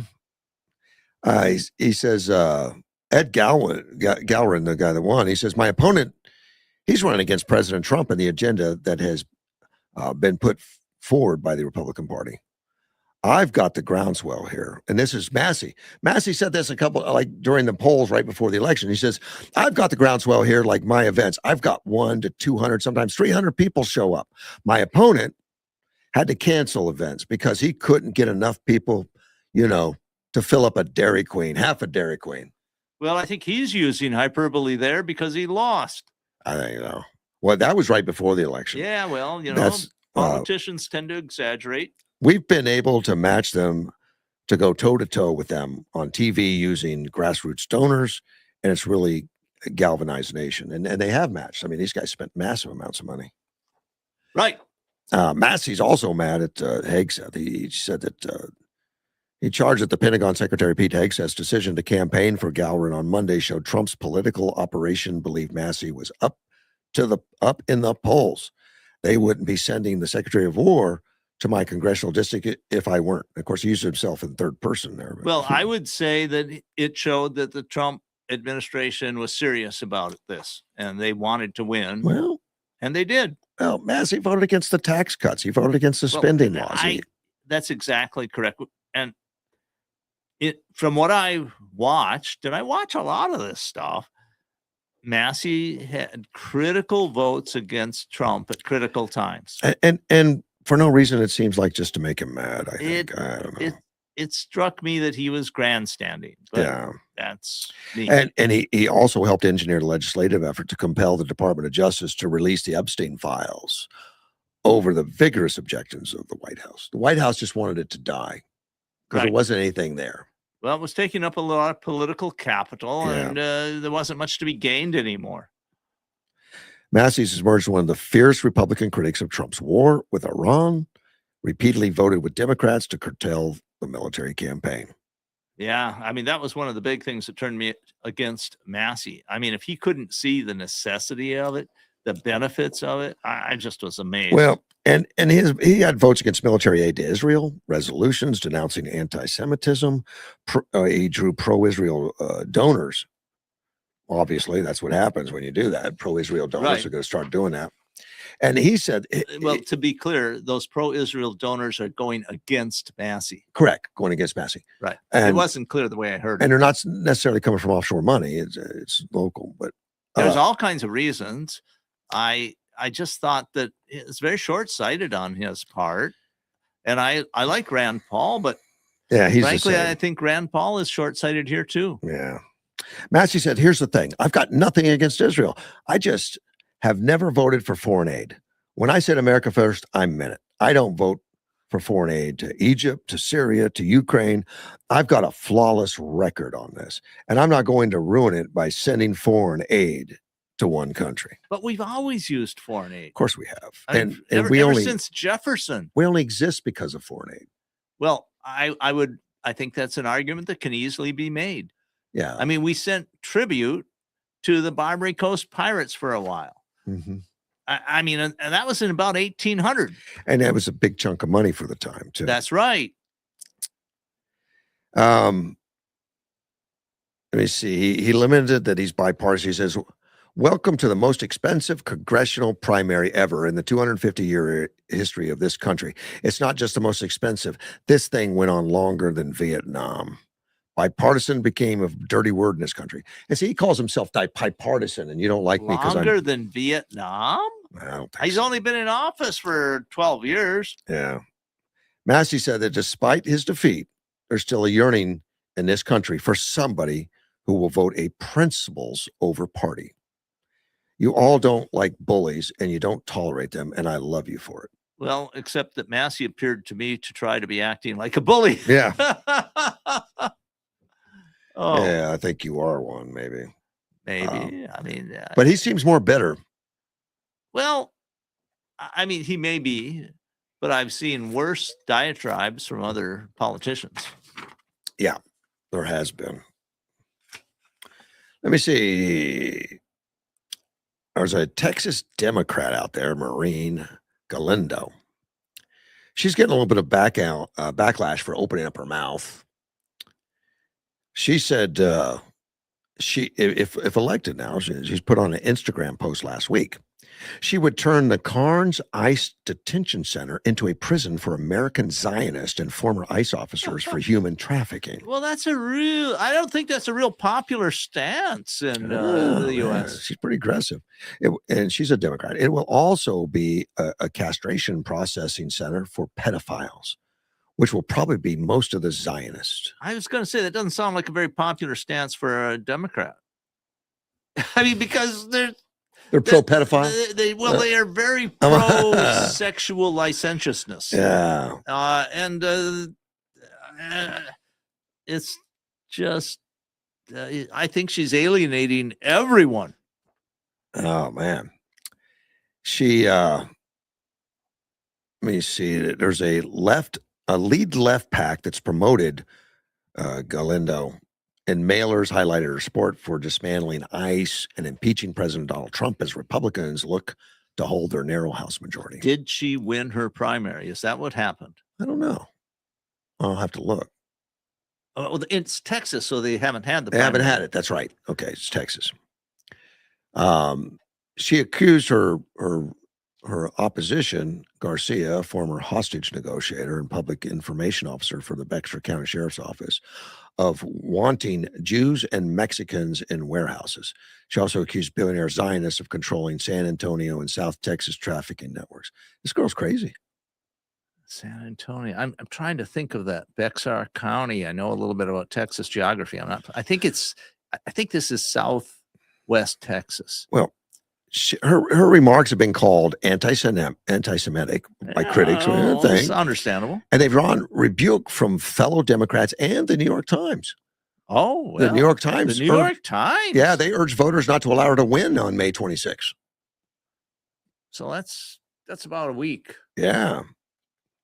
6 days. Now Galindo's refuted accusations of anti-Semitism. Well, she put it in an Instagram that she was, but she explains it.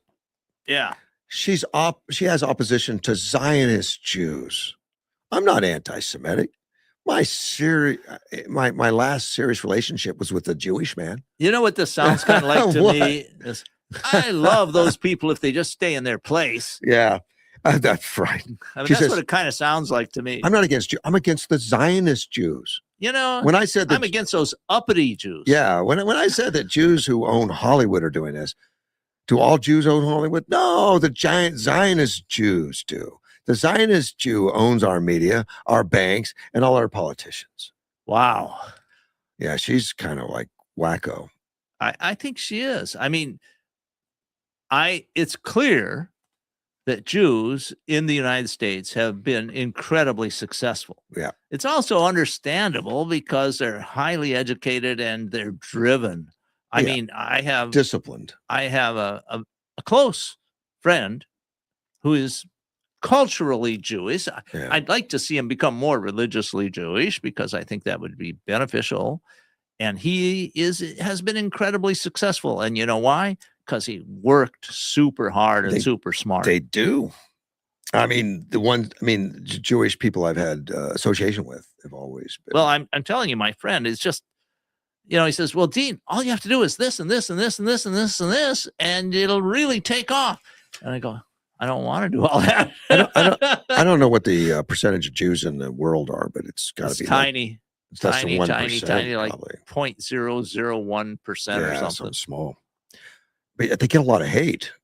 But they accomplish so much. Yeah, that's why we hate them. It's just incredible how effective they are as a group. And I mean, maybe it has to do with the way their religion is practiced. I mean, it seems to have something to do with how ambitious they are, how willing they are to work, their intense desire for education and pushing on it. I mean, and they just seem to have, as a group, genetically, they seem to be a little bit smarter. At least that's what I read. I doubt that's. I mean, I don't know, but I would think it has more to do with the culture of working. It probably has a lot to do with culture because the Japanese are right up there. Yeah, Asians in this country, per capita, are the highest. Right. Wealth. But we also find out that Nigerians in this country are some of the highest earners as well. Oh. So it's more culture now you're growing up. And it could be, and people have made this argument because I point out, well, look, Nigerians are black people, and in the United States, they're doing extremely well. So how can we be such a racist society? And they say, well, yeah, but that's only the really highly educated, driven Nigerians who come to the U.S. It's but this Galindo is, of course, getting a lot of pushback from conservatives. Yeah, and reasonably so. Oh, gosh, yeah. And pointing out just how ridiculous. But also some Democrats, including Ruben Gallego right here out of Arizona. Ruben, wow. Yeah. Good for him. Yeah, he says Galindo should never be allowed to hold public office. Wow. I'm kind of surprised. Me too. He seems kind of quiet right now after, was it Swalwell and all that stuff? Yes. Yeah, he's been dodging that. But look, I mean, I would be dodging it but he seemed to have a very close relationship to Swalwell. Yeah, and he admits he does. Right. But he says he didn't know anything about the shenanigans. And there's been others out there that say, yes, you did. Yeah. But I certainly haven't seen anything come forward. No. I haven't seen any women come forward and say that. Well, so I'm going to wait. Yeah. And say, I mean, there are a lot of things I don't like about Gallego's politics and the way he ran for office. And he, I think, misleads us on who he really is because he's very much a progressive. Oh, definitely hardcore leftist. And he has had ties to, he has had some family ties to criminal activity, but it's hard to say how close they are. It's his father, I think, who has divorced his mother. So it's hard to know exactly. And I think his father lives in Chicago.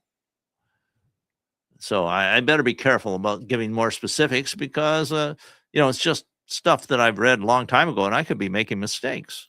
Don't want to do that. No, I don't know his background all that well.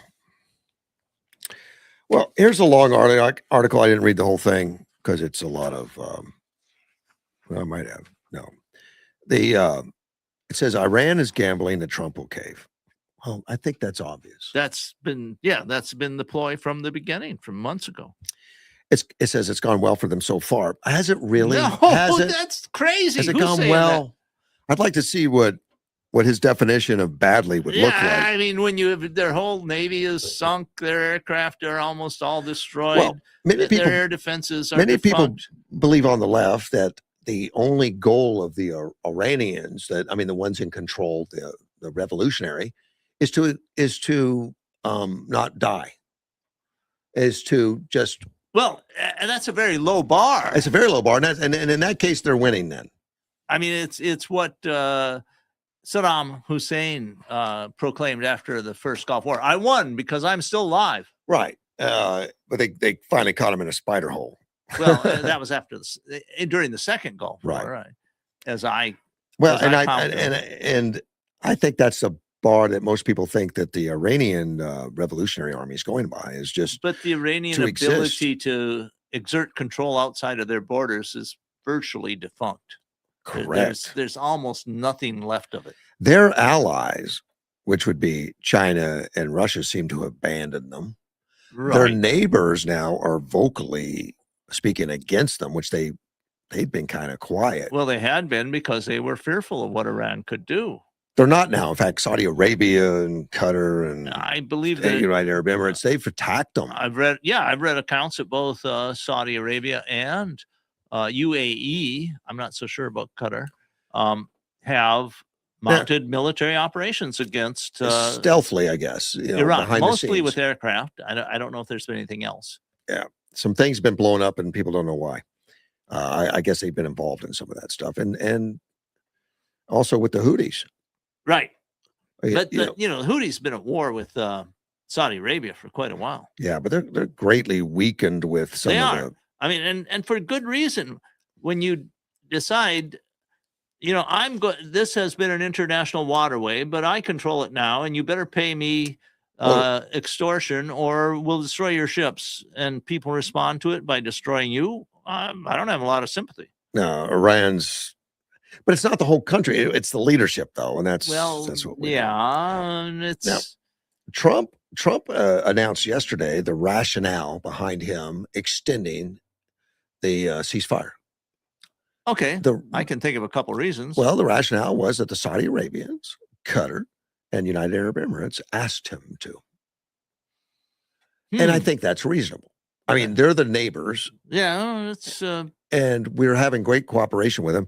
And I guess there's some things that they wanted to hold out for, like maybe they could help with rebuilding. Maybe. Well, no, with getting them to lay their arms down or something. Oh well, sure. Unsuccessfully, and they actually did help by blowing some stuff up and killing some leaders themselves. Yeah. But my understanding is Trump has said now that the kinetic strikes will continue.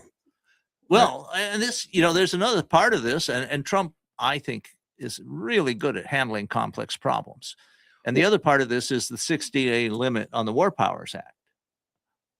So, after 60 days, you have to ask for more approval. Extension. And not all presidents have said the War Power Act is not constitutional. And they haven't asked for extensions. Obama never asked for an extension. Right. But what I'm saying is Trump said, well, we stopped. Yeah, we did. So that ends the 60 days, if you see what I'm saying. And then if he starts up again, it's a new one. Yeah. Well, and legitimately he has stopped. Right. Yeah. Exactly so. I mean. Well, it's this article, just to get into this, it says it's hoping that Trump will cave, which I don't think that'll ever happen. If anything, the legislature may cave and try to take some action against Trump, but I don't think it's right.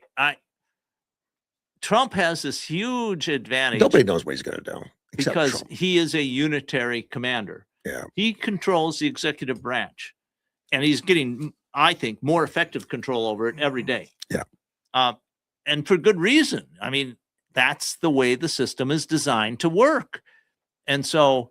That gives him unitary command over a bickering Congress compared to a bickering Congress. Right. So the Congress is about evenly split, Democrat and Republican. Right. And so that it's much harder for them to come to a decision. So Trump can use that advantage, which a singular executive has, to his advantage, and he is doing so, and it's the way the system is designed. On the thing that's under the executive control. And exactly. Military is part of that. That's exactly what I'm saying. Yeah. And it's designed that way. I mean, because the founding fathers realized how much more effective unitary command is.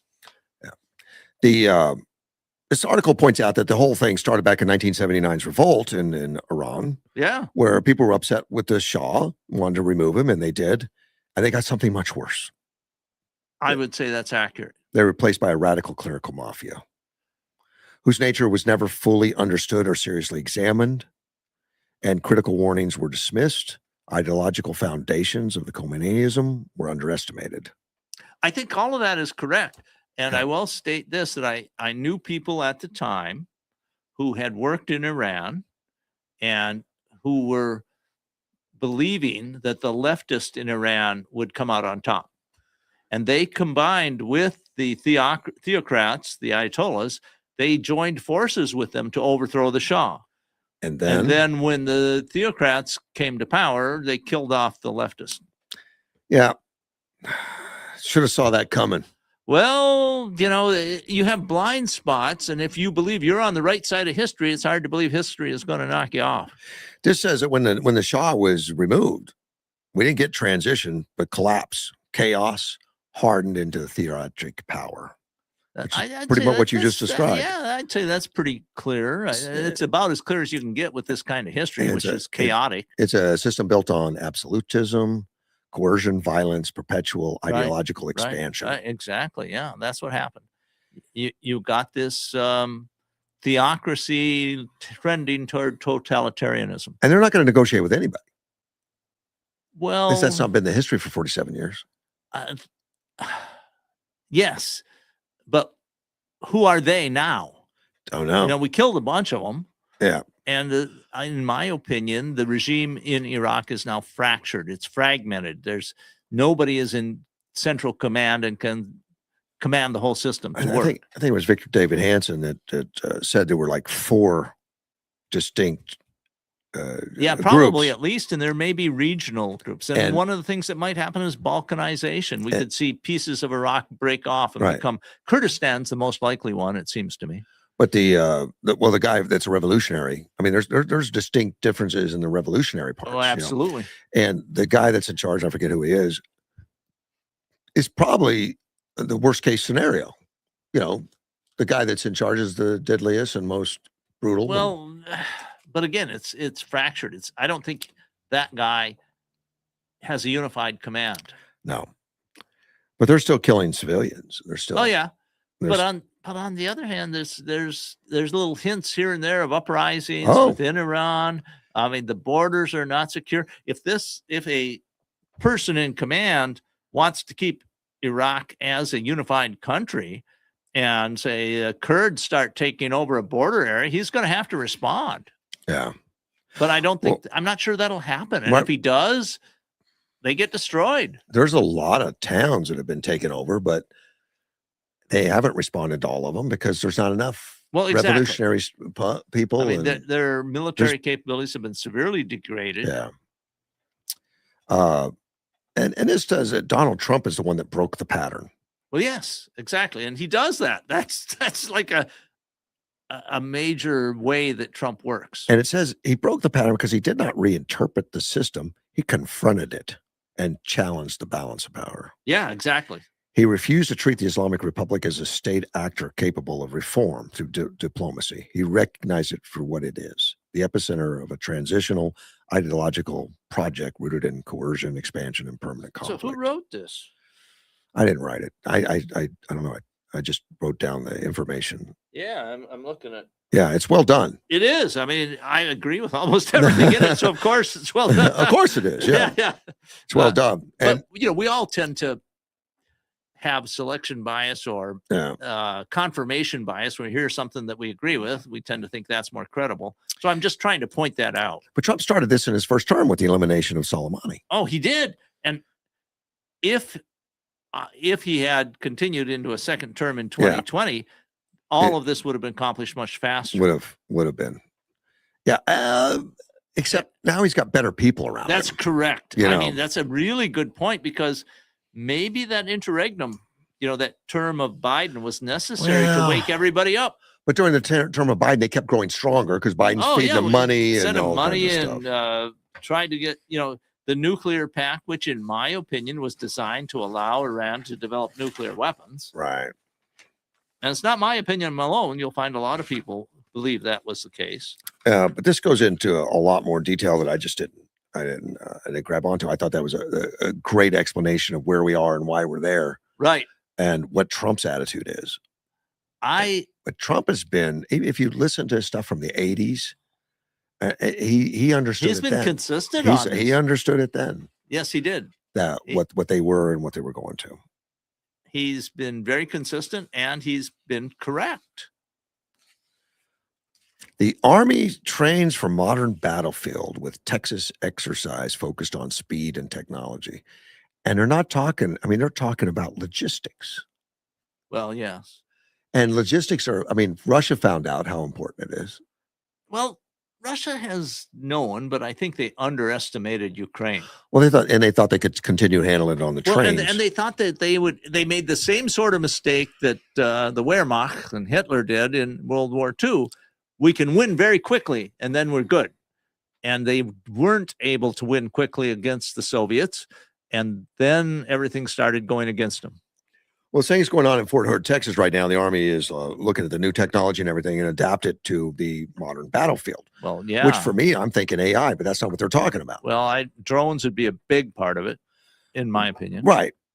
But let's see, they brought the Army's active duty, reservists, National Guard, Texas for rigorous hands-on stress test, along with Canadian troops joining the training, which surprised me. I'm glad to hear it. We're a total Army. They're an engineering regiment. Okay. Engineering. Yeah. And we fight with them in wartime, like they're explaining why the Canadian troops are there. Well, that kind of makes sense. But also, this is something I haven't thought about rigorously, but engineering troops become much more important in drone warfare. Why? Because they have to prepare and make the positions for the operators of the drones. Okay. Well, they're throwing troops into realistic combat scenarios, and they built 7 float raft consisting of 2 ramps, 5 bays. This is the 43rd Multi-Role Bridge Company commander. Okay. As a ramp and a configuration to move M1 tanks. So they're the engineering guys. Yeah, and I have only I have an engineering degree, but military engineering is not something I have specialized in. But we've done those kind of things out in YPG since World War II. Absolutely. Patton YPG has been a very important test facility for engineering. M1's is very heavy tank. It so is. to get those across the river is something else. But I just see them as becoming less and less important in a drone age. Well, that's what I was wondering. The battlefield, I mean, the tanks are still important, I guess. Yes, but it's kind of like, cannons have been very important since before Napoleon. And they still are. Artillery is big. Right. But what has happened is that the drones are, they're kind of becoming the substitute for artillery and for aircraft strikes. Yeah. Right. We didn't have that kind of guidance in World War II. No. Well, actually, the American artillery was the best artillery in World War II. It was. No question. But it wasn't accurate like it is now. But it was more accurate than any other in the war. Okay. It was fantastically good. And all of our opponents feared our artillery because it was so good. And part of that was because we had tremendous logistics. We had much more ammunition for the artillery than anybody else because we could resupply it. And I'm not sure about the British, but I know that American artillery systems were one of the few that used meteorological data in World War II. Because when you shoot a bullet, a projectile way up into the atmosphere, it's strongly affected by the winds in the upper levels. Oh, some of those winds could be 80, so you have 90 to know miles what an those winds are in order to get accuracy. And I don't know if there was anybody else that was using meteorological data as efficiently as we did in World War II for artillery. Well, all these work they're doing in Fort Hood right now, it just has to do with logistics, moving troops, moving tanks, moving all that stuff. All that's super important. Very, very important. And they've got a lot of new people. So they've got a lot of new troops. In fact, they talk about recruiting here. Recruiting into the Army set a recruiting goal of 650,000 active duty troops, according to the Army Recruiting Command. They cracked their goal by 103.45%, recruited to 62,050 soldiers. The Army Reserves fell short. They only got 86.76. They were looking for 14,320 and came in with 12,426, which, you combine them, they made their overall numbers. They just didn't have it in our reservists. but this is the units involved in Operation Hood Strike. Not preparing for a specific deployment, which they point in there. Yeah. Which I'm sure they do. I mean, if they know where they're going, it's going to be specific. Well, to that's the terrain, true. but- And, reserves, oh gosh, I mean, I'm going to date myself, but if you go back into the early 90s or a little before, we changed our doctrine from where the reserves were kept here at home and they mostly were used for emergencies and natural disasters. Well, around that period, roughly 1990 or so, we changed the doctrine. No, our reserve units are going to be capable of being frontline units. They'll go into combat with everybody else. And we did that in the Gulf Wars, and it worked out extremely well. But for that, you have to have reserves that are very capable. And we've stressed on those becoming as capable as regular Army units. You know, they're these guys are putting up bridges and moving troops and all that. Oh, yeah. One of the majors out there talking about his battalion. He's a battalion executive officer. He says, if you're working in an office, it's pretty easy to plan this stuff. But when you're out here and the aircraft are flying here overhead at midnight, it's much harder when you're out here trying to execute. Oh, yeah. So, well, I mean, and that's why they do it. That's why they do it. I mean, we learn enormous things from exercises, and those exercises are very expensive.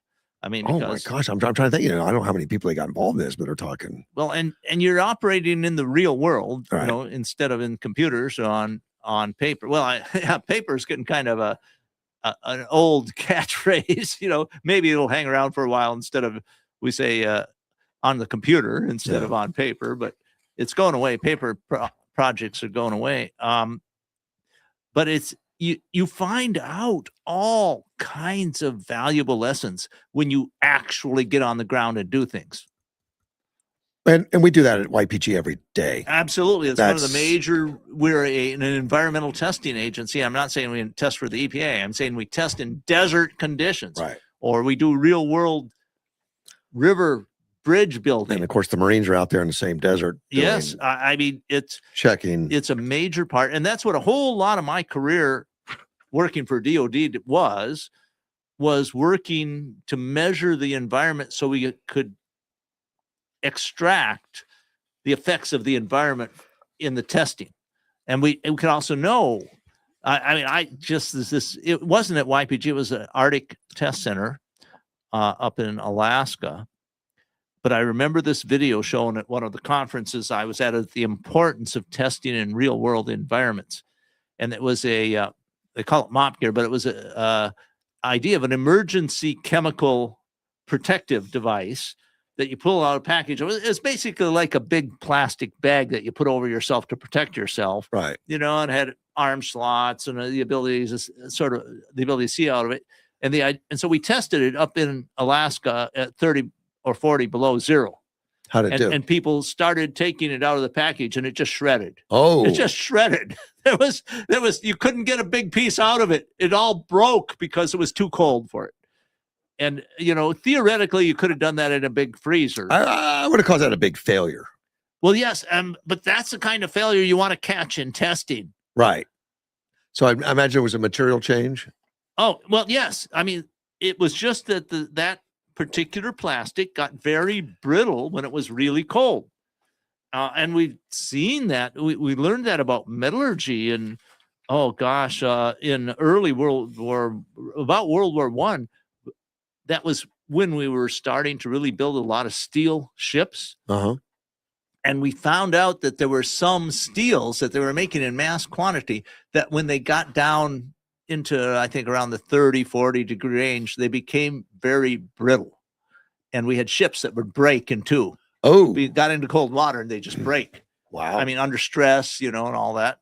And we lost some ships that way. And so we're just much better at materials technology and metallurgy and all kinds of materials technology today than we were 100 years ago. I don't know if you've heard about Trump RX. Have you heard about Trump RX? No. It's a website where you can go get cheap drugs. Oh, yeah. Okay. Or cheaper drugs. Yeah. It's a prescription drug. And it's been out there for 6 months, I guess, or so. Yeah, I had not. I've heard looked, something about the effort, but the name didn't strike me. I've looked at it. And it's almost a mirror of GoodRx. GoodRx has been out there for years. Okay. And it doesn't cost you anything to use GoodRx. You just go out there and you say, okay, I can get this drug at this price over the counter. And you can show it to the people at any pharmacy and they'll honor that price. Wow.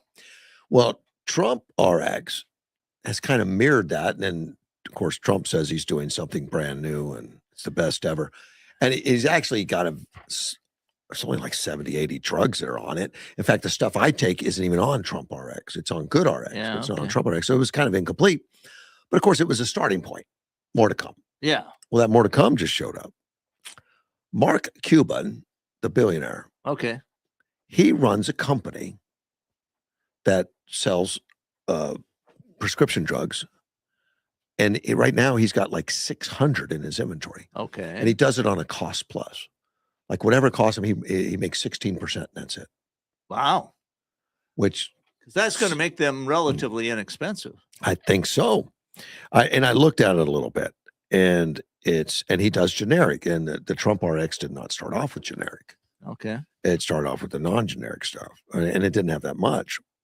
And he has 600 of them. Now, Mark Cuban hates Donald Trump and has spent years mocking him, running against, Okay. against him, supporting Kamala Harris, going on the late night shows, doesn't make him one of my favorite people. making fun of Donald Trump and all Yeah. that. The two of them shared a stage yesterday. Okay. Trump was talking positive about Cuban. And one of the reporters asked him, well, about, his Cuban saying he hates you and all that stuff. Well, he made a mistake. This is part of Trump that people don't appreciate. Right. He is very transactional. He wants to get things done. So if that takes making nice with somebody who doesn't like him, he'll do it.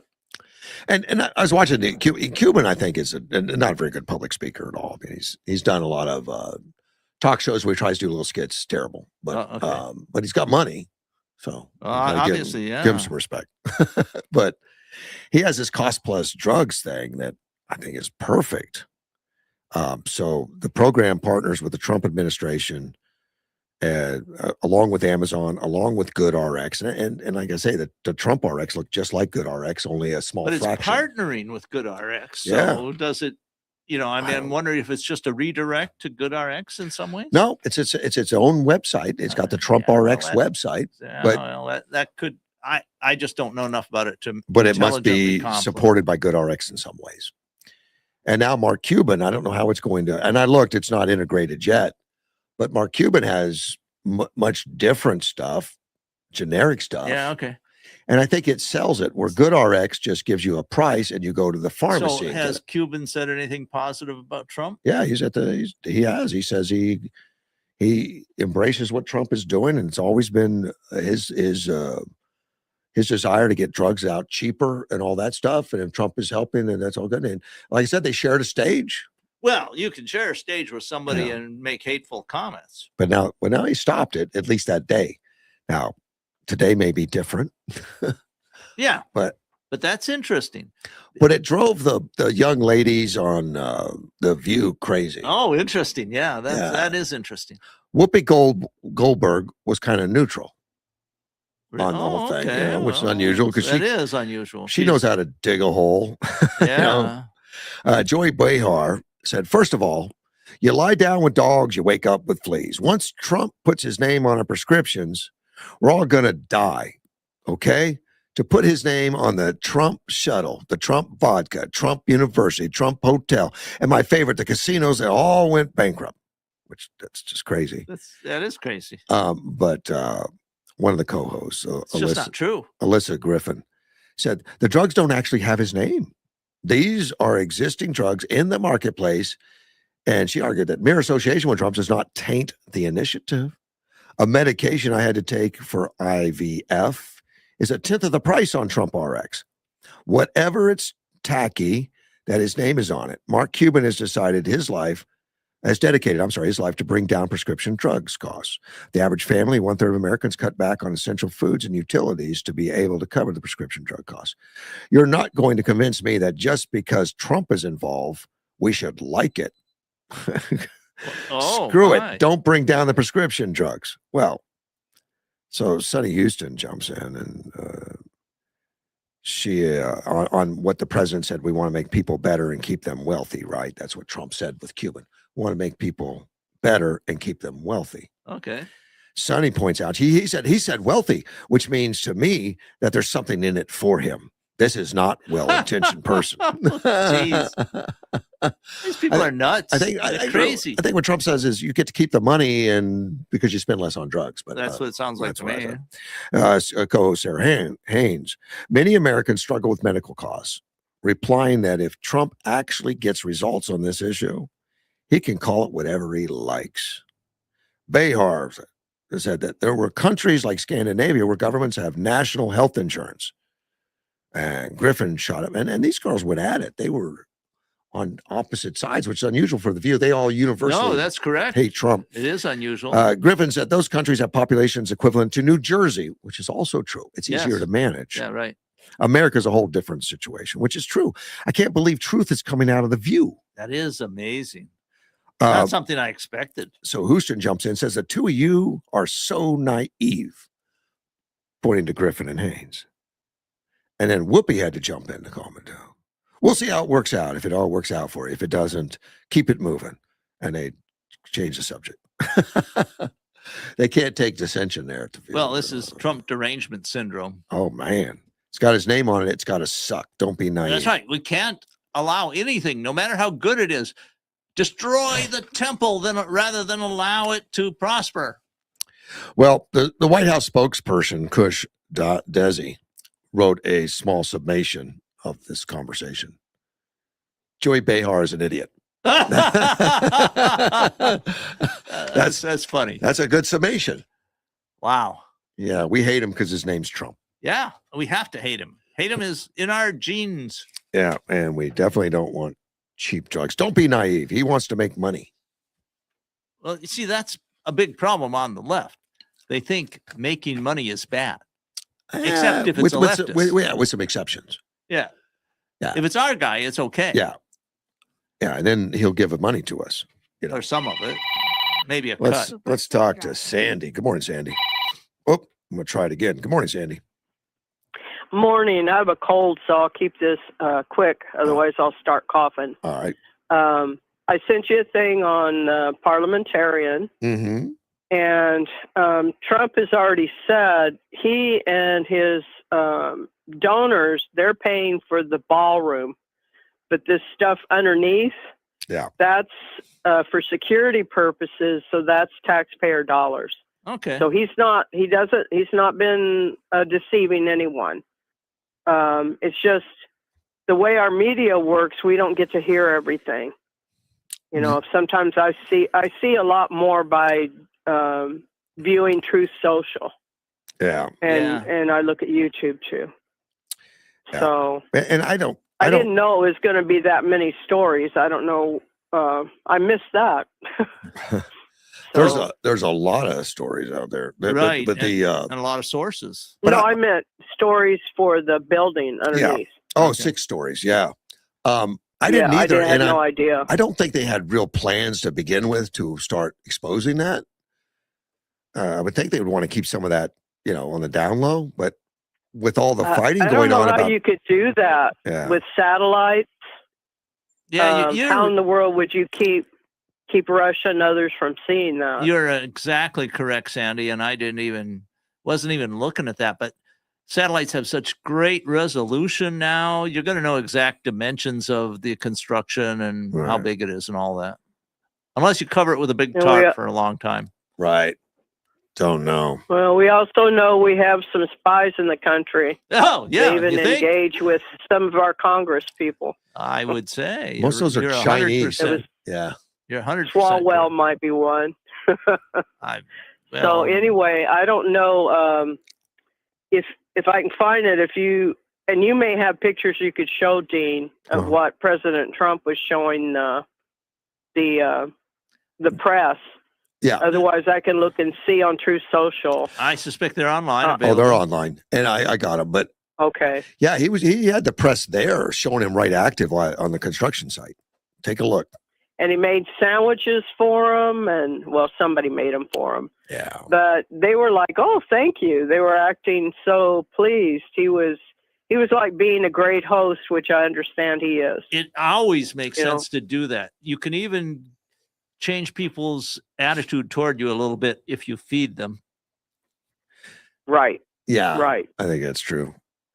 I'm I'm gonna have to start feeding Anyway. people. Yeah, I recall that I go up and cover the SHOT Show up in Las Vegas, and somebody would always have food available for the reporters in the media room. Yeah. I thought, what a brilliant thing. It's not that expensive and Oh, gets you a yeah. lot of goodwill. Right.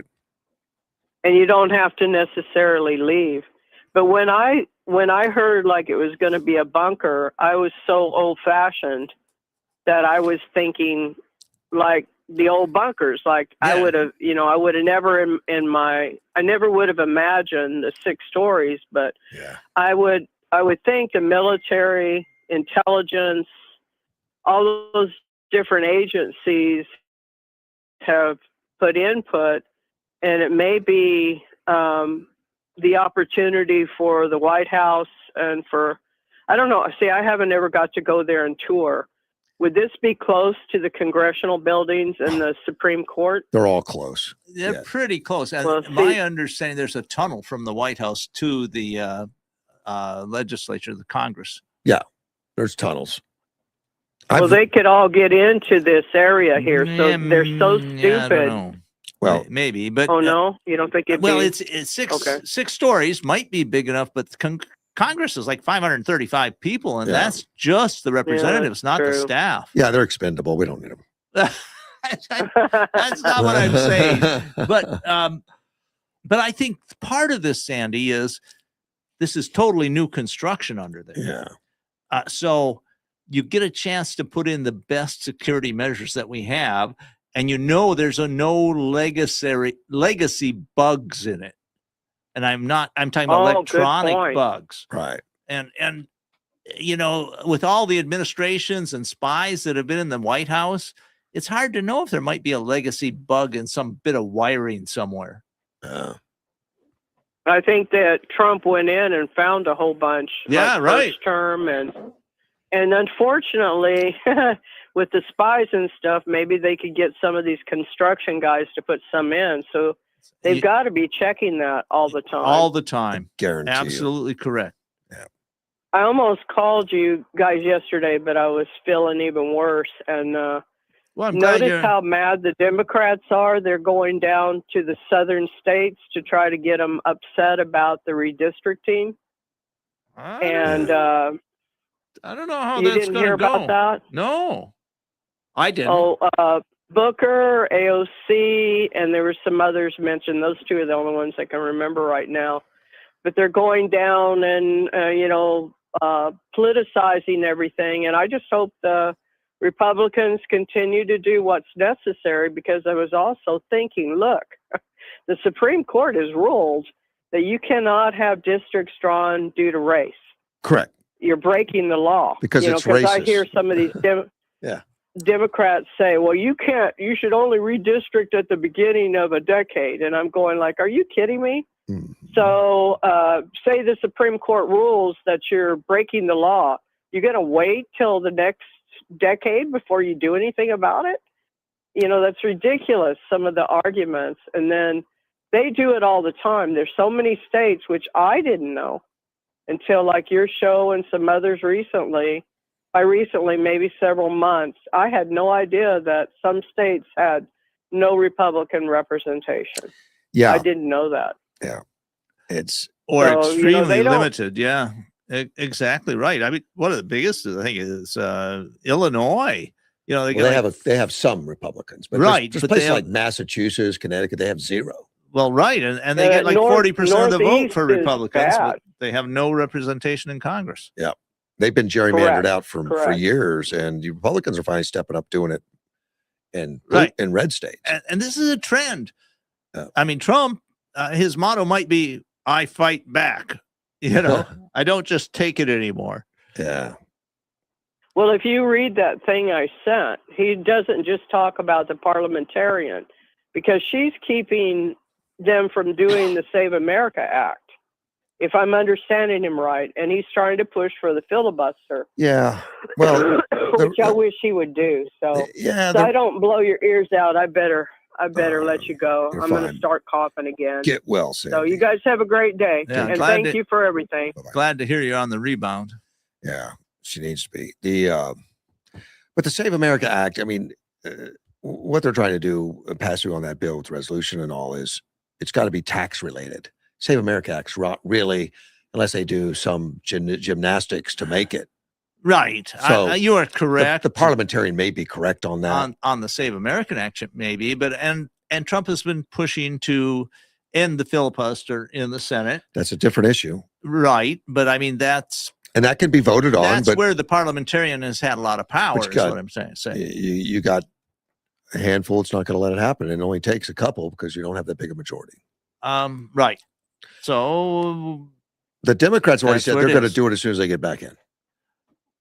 Many of them. when I when say they get the back in Democrats. power. Oh, yeah. I mean, they're yeah. upfront about it. They also want to pack the Supreme Court. They want to Only add to 2 more 20 states. Only to 21, and then Puerto Rico and District of Columbia. DC, Now, make them and- states and- right away. It would be unconstitutional to make DC a state. Right, but they don't seem to be concerned about the Supreme Court. Say, we'll pack the Supreme Court, and then the Supreme Court We will do agree whatever with we us. do whatever we want Right.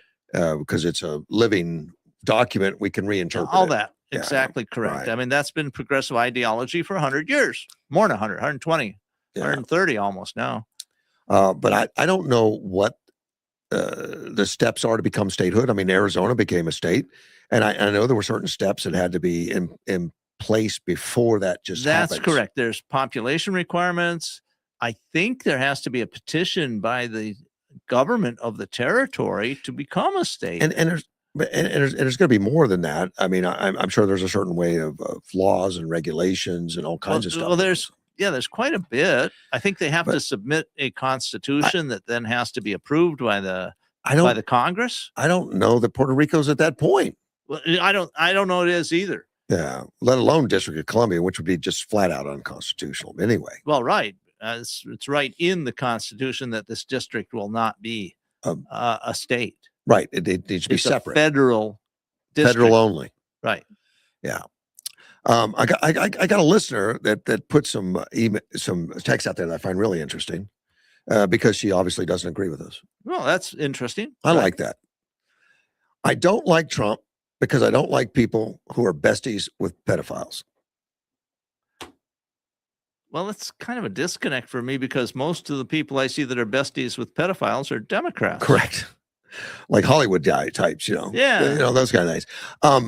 But I know she's talking about the Epstein. But most of those were on the left again. Well, yes, and Trump specifically He's the one who kicked him out of Mar-a-Lago and all that. and brought it to the attention of authorities. Right. In fact, yeah, he did bring it attention.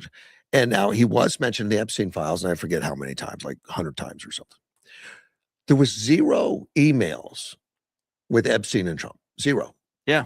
The times he was mentioned, other people mentioned him because Epstein hated him so much. Right.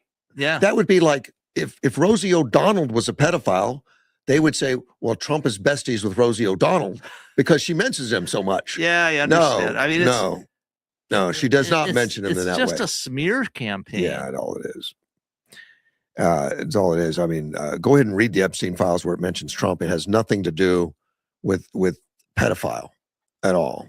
And in fact, Epstein hated him because he kicked him out of Mar-a-Lago. He didn't like him. He outed him to other people. He called the authorities on him, and nothing was done. Right. Yeah. The other thing, he said, instead of paying for a ballroom, how about cheaper gas? Well, I'm in favor of cheaper gas. Yes, and I think we're going to get it. And the ballroom, I mean, if you took the 400 million, even add the billion to it, that the ballroom was spending and say, let's put it to make gas cheaper, it wouldn't make a penny. Not even close to a penny. A small fraction. It's nothing. You don't understand how big the problem is. But it's not just that. It's the reason gas is high is because we're going to make it low. Correct. I mean, and that's that. I like that short explanation, and it's true, because they want to get control of the volatility in the Middle They East. want to remove Remove the the ability volatility. of Iran to extort and blackmail the rest of the world. And it's got to be done now. It's been 47 years. Right. Exactly. This is not a forever war being started by Trump. No. It's a forever war being ended by Trump. Right. And it will have effect on gas, and it will go down. I agree with the pain, though. Yeah, we're experiencing the pain right now. But this is about hate for the ballroom as much as anything. And then it says, instead of the ballroom, how about releasing all the files? I'm assuming the Epstein files again. I think most of it has. I know they keep discovering more. Well, yeah, there's a lot of stuff. My understanding is that everything is being released as soon as they can redact the names of innocent people who would be hurt by the release. I mean, I wouldn't care if they released it all intact, but I know there's not going to happen. But the stuff that has been released, I think, has been disappointing to the left because, well, they thought it'd be more smoking guns than it is. Yeah, against Trump, and I thought there was a lot of video that would be released, and some has, but maybe there wasn't as much as we thought there was out there. Yeah. Want to release all the files, which I don't disagree with releasing the files. I think transparency is a great thing. Yeah. And frankly, the Trump administration is more transparent than just about any other ever. Then she puts a question mark on. It's going to be high to make it low. Well, unfortunately, yes, the pain to get control of that strait and to get control of that country. Well, exactly. The extortion that they promised is happening right now. Right. And we had to go through that so they can never happen But again. are things that are ongoing, I mean, like the pipelines across Saudi Arabia, so they bypass the strait. Another one aimed toward the Mediterranean that I don't know if it's in process or happened yet. There's an increased production from Venezuela and America, both mitigate against the pain from the Strait of Hormuz. All of that is proceeding and advancing. Yeah. Joan also writes, anything but a tacky ballroom. I don't think it's, well, I like the gold, but I don't think it's tacky. I think it's necessary. And it's in the architecture of the original buildings. Correct. It's not a new, different architecture. It's consistent with the architecture of the White House. And it's probably been needed forever. So we don't have these events in a tent. Yes. Many presidents have expressed the need for this, but they've never been able to get it done before. And that's a hallmark of Trump, being able to get things done that others haven't been able to. Now, she does say, she obviously heard the message about Epstein. There was no correspondence between Epstein and Trump. And any of that stuff. She said, yeah, but Trump sent a birthday card. I guess I was unaware, but a lot of business people send birthday cards to everybody. And when was it and what did it say? And what's the significance of that? I don't know. But a lot of times those are automatic, done by the offices. Sure. With an auto pen.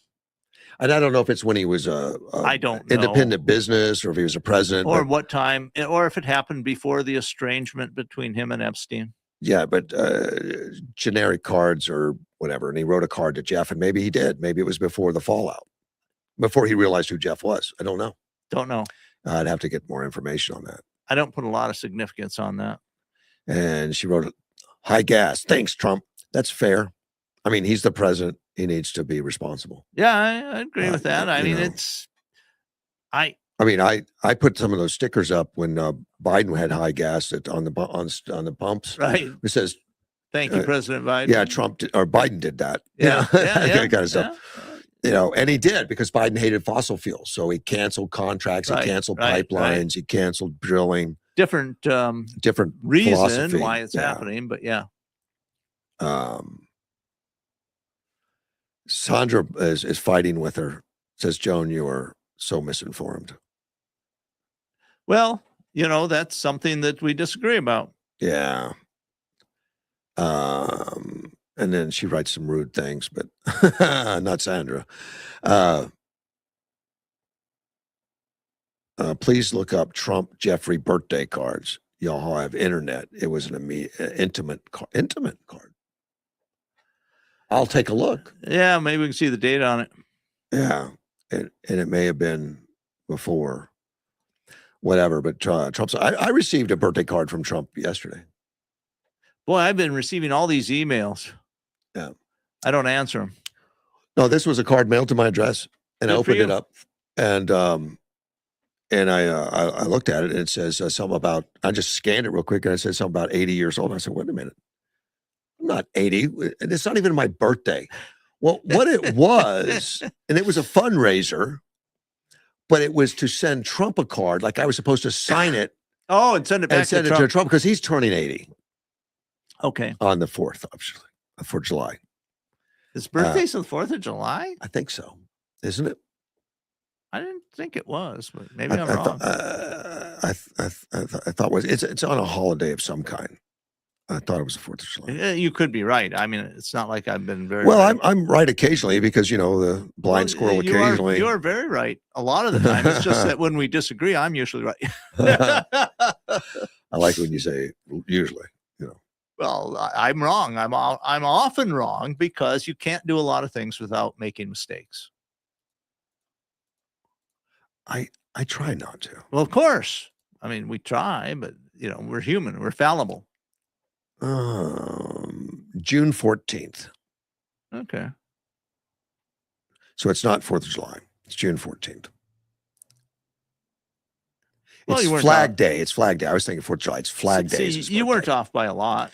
No, and it is on a holiday. I knew it was on a holiday, but it's on Flag Day. Okay. So Flag Day will celebrate that. But I got this birthday card that I'm supposed to send back to him with some contributions.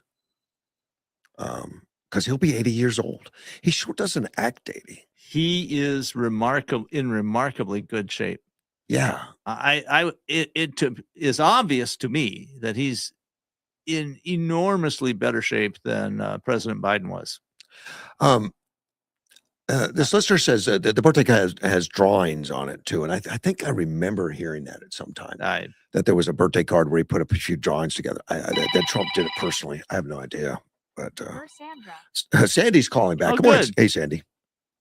Hey, Trump's birthday is Flag Day. Yeah, that's what I finally figured out. But thank you for the help. Oh, okay. All right. Sorry. Bye-bye. Anyway, and I'm the one that was arguing with the lady. I know. Okay. I didn't notice. Yeah, but I'm not. I'm not gonna keep. I can see she's just gonna keep slamming him. But, And that's okay. It's good that we understand there's people like that and try sure, to, sure. we don't want to start thinking that we live in a bubble. I don't want to be in a bubble. Right. Well, to think that Trump would build anything tacky, though, is really foolish. Well, some people think that gold is tacky. That guy couldn't be tacky. No. I agree with you. It'll be beautiful. Now, my wife doesn't like the gold either, though. She would. I love it all. Well, a lot of people will just say Trump, no matter what, it's bad. Yeah. I mean, people have said he could walk on water, and they'd say Trump can't swim. Yeah, exactly. Yeah, I know. And she's describing some card where they say there was a drawing of a woman on it and something written inside it. I don't know. And I think it wasn't when he was president. So you'll have to look it up. I don't remember all of it anymore, but she's bought into all the liberal stuff, Well, and there's a lot of conspiracy stuff that's just not real about Trump. Yeah, well, I'm not afraid to cover I any of this. really liked your explanation of Epstein. I hope she was listening to you. I really do, because you guys are doing a good job. Well, thank you. So, yeah. Anyway, I just thought I'd let you know. His birthday is Flag Day. The only problem is I can't even remember what day Flag Day is, but I can look that up. June 14th. It's June something. Okay. Thank you, man. All right. Bye-bye. All right. Bye. Yeah, I got the card now. I've never seen this before, but it's shaped in the silhouette of a woman. It's just a line representation. There must be, and it's a voiceover. I don't know what that means. There must be more to life than having everything, Donald. Yes, there is, but I won't tell you what it is, Jeffrey. Nor will I, since I don't have what it is, Donald. We have certain things in common, Jeffrey. Jeffrey, yes, we do. Come to think of it, Donald. Igma's never again. Have you noticed that? As a matter of fact, it was very clear to me the last time I saw you. A pal is a wonderful thing. Happy birthday.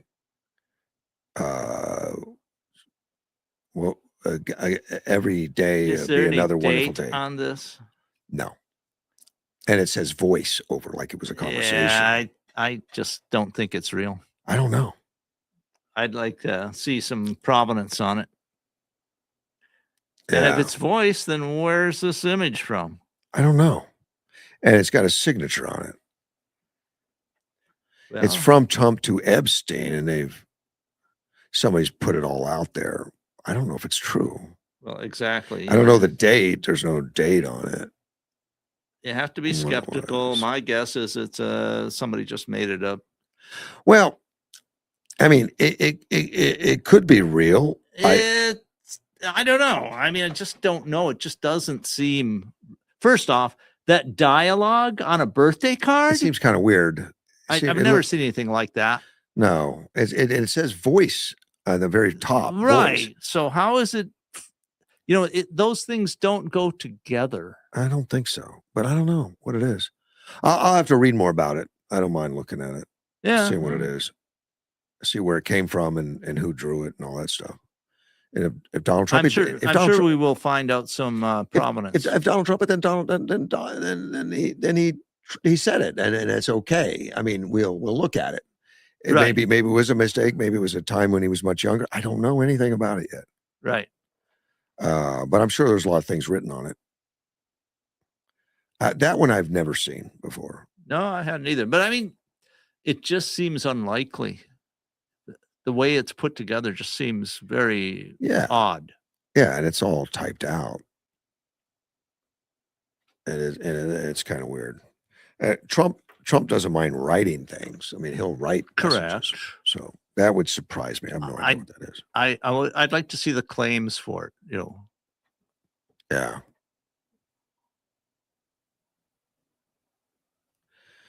And if that's the worst thing they've got on Trump and Epstein, then again, there's nothing there. It's very little there. Yeah. So I mean, I'm skeptical by nature. So that's that. I guess I don't know if I want to spend a huge amount of time investigating it. Wow. Edward just wrote me and said data center is dead. He said, my group is pulling our data center building development after the Virginia governor's office stated that we had to ensure that 45% of all contractors are minorities or LGBTQ++. If we did that, the $1.35 billion project would jump to $4.41 billion, leaving no profit. 11 months of work, and the resurrecting of a dying Western Virginia town terminated. I am traveling down to inform the mayor and city council. Interesting. Yeah, I don't know who's behind that, but Edward gets involved in a lot of projects. I mean, people that do large projects usually have multiple partners. Sure. Like people ask me about the nuclear power plant here in Arizona, like why we share that power with Texas and California and others. It's just, well, because they're partners in it. Everybody paid into it, Well, and to build those big projects, that's kind of common. I was going to say they're paying for part of the price of the program. It's not like we're giving it to them for free. No, but there's that. It's in my backyard, so we should get it all. That doesn't work that way. And APS was one of the partners, right? A major partner, and I think they run it. I believe. I think so. I think so. I'm not 100% sure. And I'm sure that's all worked out in the details of the whole thing. Let me see. Do you know a U.S. general named Alexis Grinkowicz? No, I'm. It's not familiar. The name is not familiar to me. Air Force, 4-star, F-16 pilot. Okay. And he's also the Supreme Allied Commander in Europe for NATO. Oh, interesting. That's a pretty good resume. That is. Sounds like he's had quite a career. That's pretty strong. I want to talk about it, but I'm out of time. Can you believe that? Sure, I can believe it. How could it be 9 o'clock already? Um, I got more to say, but I'll talk about him tomorrow. But he's expressing concerns about pulling out of Europe. Well, it's his career.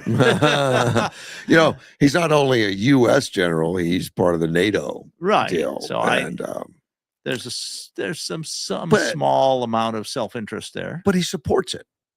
He supports it because, you know, I'll just give a summation. It helps Europe be stronger because they support themselves. But I can understand the argument. Right now, they've leaned on us way too much, I agree. and he doesn't put it in those words at all. That's me giving a summation. Okay, right. But Donald Trump has the ability to move it around, to move the troops around. That's his prerogative. NATO can't force him to stay or move or whatever. Right. Correct. It's up to the countries. Yes. A country can keep a NATO base out. They could say you can't have it, like France. But and Trump can say, I'm tired of being here. We're going to move over here. Right. That's You guys aren't friendly to us. We're going someplace friendlier. exactly right. Dean, thanks so much. 2 days in a row. Again, Yeah. Well, you're becoming like a regular. I'll be back tomorrow. This Very is good. Russ Clark, Mortgage One Studios.